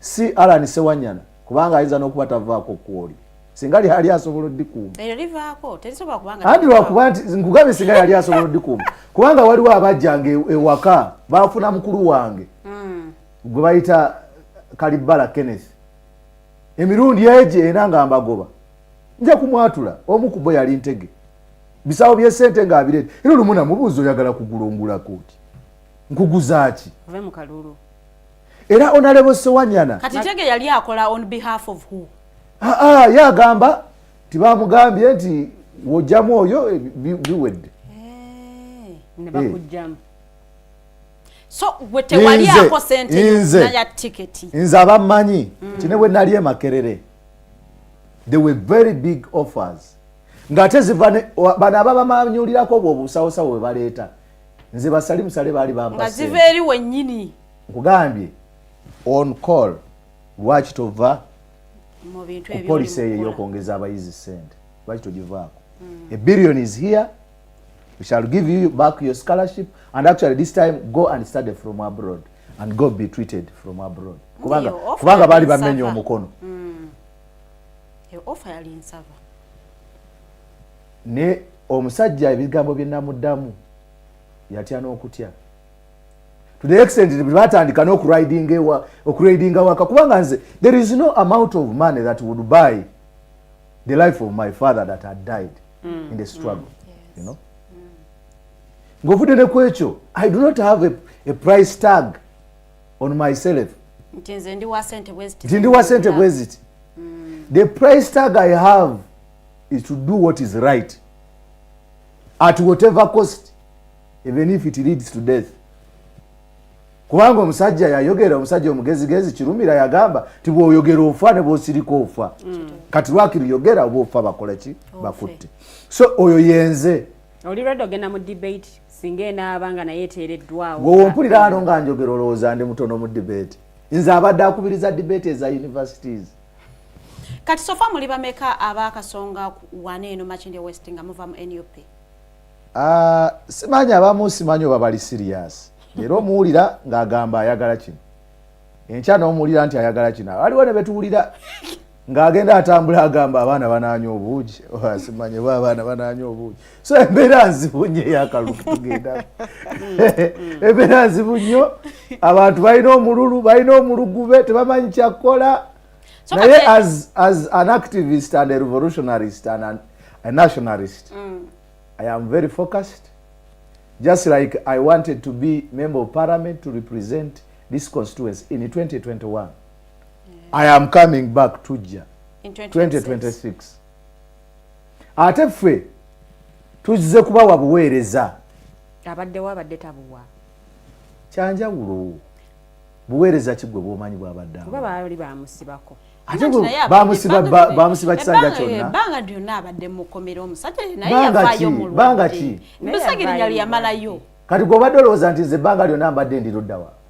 Okumanya aga amakomera gonna mbadde mbeerawo tingenda bugenzi ku visitinga kati yeno babadde bamusiba nga n'omusala gujja singa obadde ogamba nti sente zibadde tezijja wandibadde oyogera nti kale abadde asibwa ng'alya bisiike mu kkomera wandibadde oyogera nnyo ku Wuma Lumagala abadde mu kkomera nga lwafunyeeyo kamukene olwo nno gw'olina mu kkomera oli mu executive kubanga ne mu kkomera si buli omu nti akwatibwanga bwako omanyi kye kitegeeza okubeera in prison as an MP and to be an inmate as me Musiri David without any title kasimanyi kyemwogerako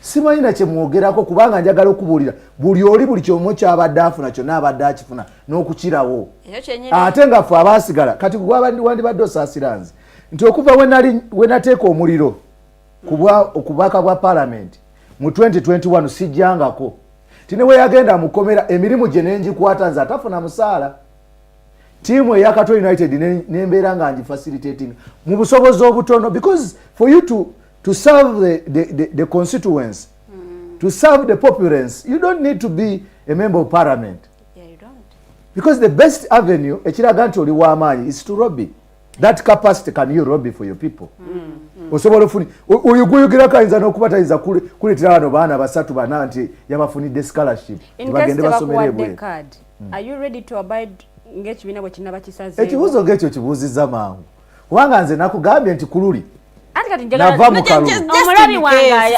amanye supposingly kye bakuwadde kadi toliweka mu lwokaano especially mu NUP ate nzikiriza nti wadde waliwo agreement between me and Aran Sewanyana I basically believe kubanga kigenda kuba kirala this time around the other time it was an agreement between us the two but kati wano waliwo ba new players abayingidde ekintu nga bwe mpulidde bangi nawulidde ne mayinja ajja kati mpulidde abantu omukyala Luyirika Zahara sagala kuti sanze nkubuulira naye Zahara si mwangu kuki mu bantu mwali mwami musirisoko otubulire in case bakuwadde kadi ojanga independent oba okkiriza olinde 2031 badde nkugamba nti as I said that in June we shall convene a NEC meeting and after the NEC meeting we shall convene a delegates conference God willing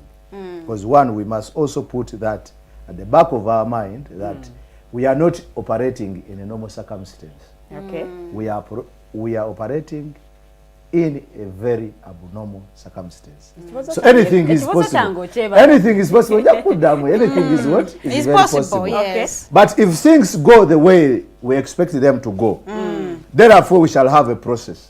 Okay. Just like Kawempe knows had. Oh.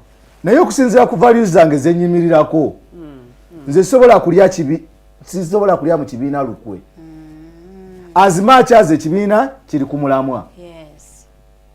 That is the constant.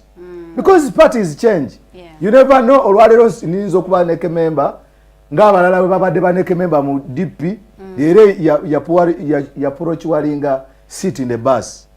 So if such things, God forbid, if they happen, then it will be the contrary. But in the case that we are moving in one theme to liberate this country, because mutemumanyi nakumanya simanyi lwaki abantu balwanira ekifinga ente yenna yiye. Let me tell you, we mugenda mu government NUP nga yeri mu buyinza buli omu asobola okubeera ne waali. I may not be I may not be a member of parliament, I can be a minister. I may not be a member of parliament, I can be a commissioner in our government. I can be an ambassador. Presidential advisor. Osobola n'okubeera eyo nga nze atula eggulu. Ambassador at large. Mwami Musiri. Nze atula eggulu. Okitegeera. Mwami Musiri, tuwuliddeko abantu abamu nga bagamba nti akalulu tekasaako hostinga Mr. President, Mr. Museveni out of power. Okyakkiriza mu kalulu nti kasobola okubaako enkyukakyuka gye kaleeta. Yes. You see, there are two schools of thought. The other one is the non-violence means. Yes. Okay. The other one is the violent one. Is the violent one with the power of the gun. And so the question comes back to us. Which school of thought are we going with? The non-violent one. I answer the question. And everyone knows that it is self-explanatory that NUP chose to go the non-violent way. Yes. So for you, wobango ina avenue emu yokka. Kitegeeza olina okukkiriza mu kalulu. Lwaki okkiriza mu kalulu? Akalulu kakuwa ebintu bino wammanga. All the tyrannies have been answered either before elections or after. Within elections or on the day of elections, the day we got the polls, or after elections. It doesn't matter which percentage the incumbent has got, the tyrant has got, or the dictator. Yeah. But ekikulu kya byonna nti we must plan. Kubanga kiki kye tunoonya mu kalulu kano, ekisooka kikuwa platform okwogera eri abantu. Ekyokubiri nti we are going to have triggers. Triggers come on and off. Spark. So in an election we are only looking for a spark. That's why for us we are very assertive and we are saying that 2026 we are going for a protest vote. Okay. In actually that is what we mean. Nti spark angebaddewo kati nga bwe twali mu 2021. Singa twali tuli very organized. Nga tumanyi nti singa kino kibeerawo kino kye kiddako. There is no good day than the day they shot. I would call it a good day for the revolution. Because ensi egula mirambo. That is it. Point blank. Whether it is not violent, people will die. Yeah. Who knows whether it is you or me. Naye olunaku lwe bakuba Ashraf Kasirye essasi. Netufiirwa muganda wange Senteza mu kibuga in the heart of the city. If we had known that we are going for this election and it is a protest vote, that was enough. Gamba bye bye. So in an election like this, what you need to get is a spark. And your role is to organize. Yenzo okubanga waliwo byesobola kwogerera wano ku mpewo naye kyekyo tugenda mu kalulu. Akalulu kakulu nnyo. Ono gwe wakola naye. Tuketaaga era akalulu. Ono gwe wakolagana naye agreement mu 2021. Agreement akyagitambulirako. Adda mu kalulu. He's politics is very bad and that's why it is called a data game. Nti omukulu ono navanga ne kutrero. One day I remember nali Soloti ne bankubira essimu nga kampu efa abakansala bagenze abakulu bamugobye mu gundi oyo gwolowooza nti omanyi okubeera ku ground kirala n'okubeererayo ddala kirala n'okukyogerako nakyo kirala nga geto zimugobye naye nkomawo ntaase kaadi. That is how I am very loyal. Naye nkomawo ntaase kaadi ne tulingira ku katuuti aba babiri nga nze nsooka okukwata akazindaalo ne mbagamba bannange ghetto youth baghetto youth mwenna gye muli ono gwe bawadde kaadi naye nze nzirako yasabye kino kisanja kyokka naye nga bwe mala okuta omuzindaalo naye n'agukwata n'agamba bannange musooke munneebalize Honorable Musiri David Bwogi okubanga ya musajja simulabanga naye nze bannange njagala kisanja kino kyokka ekiddako ono nange gwendeeta. As we speak to that mpulira kugambye bangi byambu era byampuna kugambye bangi abali eyo batandise okwogera n'emizimu kati abamu mpulira bagamba nti badda wabadda It is his right. Yasabe It is his right and I will not take him to court. Yayina ensonga emu bweti yali ayagala okolera banna Makindye West ayagala kulyanga omugenzi Katolo Bwambo yagala naye mumpe nange ngende ndiyeko. You see, in parliament there are incentives. You see, before olaba wetutunulira member wa parliament tulowooza nti abantu parliament eyo lyerimu kusiga amasiga asatu agatulako government siga kkulu nnyo. Ti parliament eyo kisinzira obudde bw'omalamu. There are some incentives that you qualify to. Ate ekyo kyekisinga okulwanyisa n'okulemezaako bamemba ba parliament okwagala okufuna ekisanja ekyokutya. So waliwo ebintu bingi bamemba ba parliament bye bafuna abantu bye batalitegeera. So balowooza nti miliyoni 8 si kwe bakoma. Kyova olaba nti parliament eno esobola Mwami Museveni agikozesa nnyo. For a case I can tell you, for example, Supreme Court yasazeewo negamba nti abasibe babate. Mwawulidde nga neke members ba MPs bagenze ba meeting General Museveni era n'abagamba bagende bakolemu enongoosereza. But there are precedents that have been set in the same parliament tiwe baali bagala okusensuringa ba backbenchers abaali esente y'omusolo abaali enguzi. Mukulu Serdes Sekikubo nga akulembeddemu olutabaalo olwo waliwo abaddukira mu kooti n'esalawo negamba nti bejjeereza kyayita mu butuufu.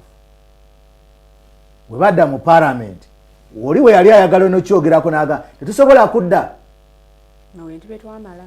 mu kintu kooti kyesazeewo. Because buli siga lina okuba nga lyetengeredde era y'ensonga lwaki liteekebwawo ssemateeka nti essiga eddamu zirina okuba nga lyetengeredde judiciary.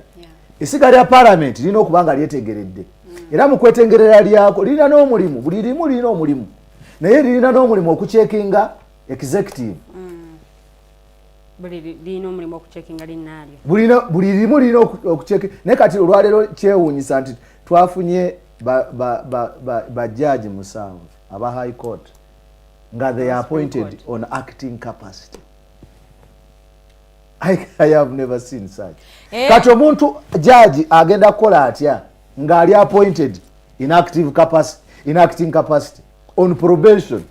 Kitegeeza bw'obanga oli appointed on acting capacity olina okusanyusa the appointing authority. The appointing authority kitegeeza nti kigenda kuzaayo ku kiri nti Mwami Museveni, he's the chief judge, he's the archbishop, he's the speaker of parliament, he's the governor of Bank of Uganda, just like we for about some South African history mu O level Shaka Zulu bwe yali afuga that ancient time yetuze ti dictator yenanyi ali waggulu wa rule of law amateeka tegamukwatako kubanga the moment you are the chief judge ate kati ani anako ngate Thank you so much, Mr. We must wake up. But I want to assure you, you are going to see a lot of new things that you have never seen anywhere. And I am ready. I am ready. I am because we are living in times that we have never lived. Anyway, so a lot of things that are going to happen that we haven't probably seen. We'll have him some other time. Yeah, but we will have you here again, specifically for Makindye West issues. Byosuubiza abana Makindye ate nze nsinga ground egibaddeko emyaka 10 waffe wali saakuye abantu abaddewo ne bahona bulina okuziika anyway obudde bunkutte tewazise wali eri Zahara yabaddewo abantu yabatutte nze nkubuulira naye sibula abatulabye olunaku lwali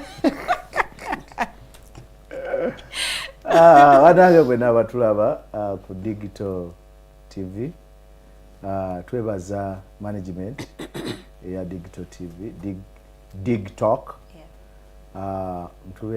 Twebaza director mukwano gwange nnyo activist sebo mukama akutwongerere obulamu ogaziye ensalo zo namwe abatulaba mwenna njagala n'okwebaza ba moderator mwebala okukola omulimu omulungi nammwe mbasabira birungi. Era we mubeera nga mukooye nga mwagala kwekyawa munkubiranga kasimu ne mbalaga mutandikira ku lugendo lwa street. Kubanga amateeka malungi mangi mu parliament n'abateesa abalungi bangi mu parliament. Kyetubulamu be bantu abateekesa mu nkola, abantu abasobola okukangula ku ddoboozi, abantu abasobola okukola ebintu in a very abnormal way, because parliament is already under siege. So tulowooza nti ke kaseera Bamusiri David Bogi 2026 tujje tubayambeko ku ddimu eryo, era tujja tuli beeteefuteefu. Kyesa kugambye nti nsuubira nti bafutu soja bangi bagenda kuyingira parliament 2026. Ke kaseera kaffe abantu bano be mulaba pate ewaamu, saagala nnyo mukiika ensingo, naddala mwe bafutu soja temukiika nsingo, kubanga abamu tubambaza na muguwa ne beetuga bokka. Bangi be mulabyeko, sijja kuba mentioninga wano, nti omuntu omulaba nga olowooza nti yategeera ennyo ate akantu katono nnyo ne kamwokyesa nga tekalina newe kenkana. Njagala okwebaza abo abasobodde okukola emirimu gyabwe mu parliament nga Lop, Joel Ssenyonyi, ndowooza namwe mukikkiriza ti bwe yali mu kakiiko ka Kosase oyinza okulowooza kati kaavaawo, naye nga kakyaliyo era kakubirizibwa owekitiibwa Medard Sseggona akali abaggo omwami wa Kabaka. Naye ndowooza mujja ekyo kyekijja okuba, that is the litmus paper why we want to enter parliament, why we are coming in the August House and showcase, and you will not regret, the people of Makindye. Twaina Honorable Nsambu, twaina Honorable Kyanjo, twaddewo wano ne Honorable Owabwino natusiba akapapula, netujja kumuwumuza bulungi agenda asiba akapapula ke nga teri amukubana ku mukono. Twale eggwanga ne Makindye eyagaba egyagoba luli ate agenda okugaba egigenda okuwanguza olwaleero omusajja wa Bwino Alan Sewanya nanga ye Honorable waffe owa Makindye West naye ajja 2026 simanyi mujja mukyala 2026 omukulu Musiri David mulabiranga ddala mwebale nnyo abatambudde naffe. Comments unfortunately tetuzisomye, but we thank you all okubanga mubaddeko ne mutambula naffe okuva lwe tutandikidde ate paka wano we tugenda okubanga atunzikira show yaffe y'olunaku lwali. Tubagaliza olunaku olungi, tusinkane olunaku lw'enkya essaawa zigenda kubeera 2. We agree Musiri David tugenda mukomyawo, ensonga zigenda kubeera za Makindye West. A very good morning, have yourself a good day.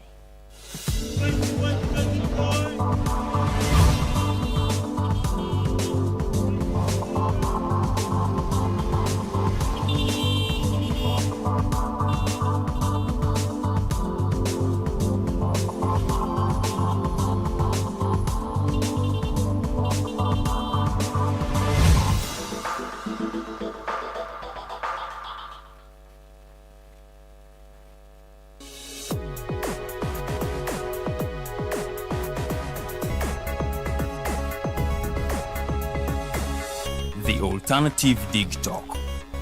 Real issues, real talk.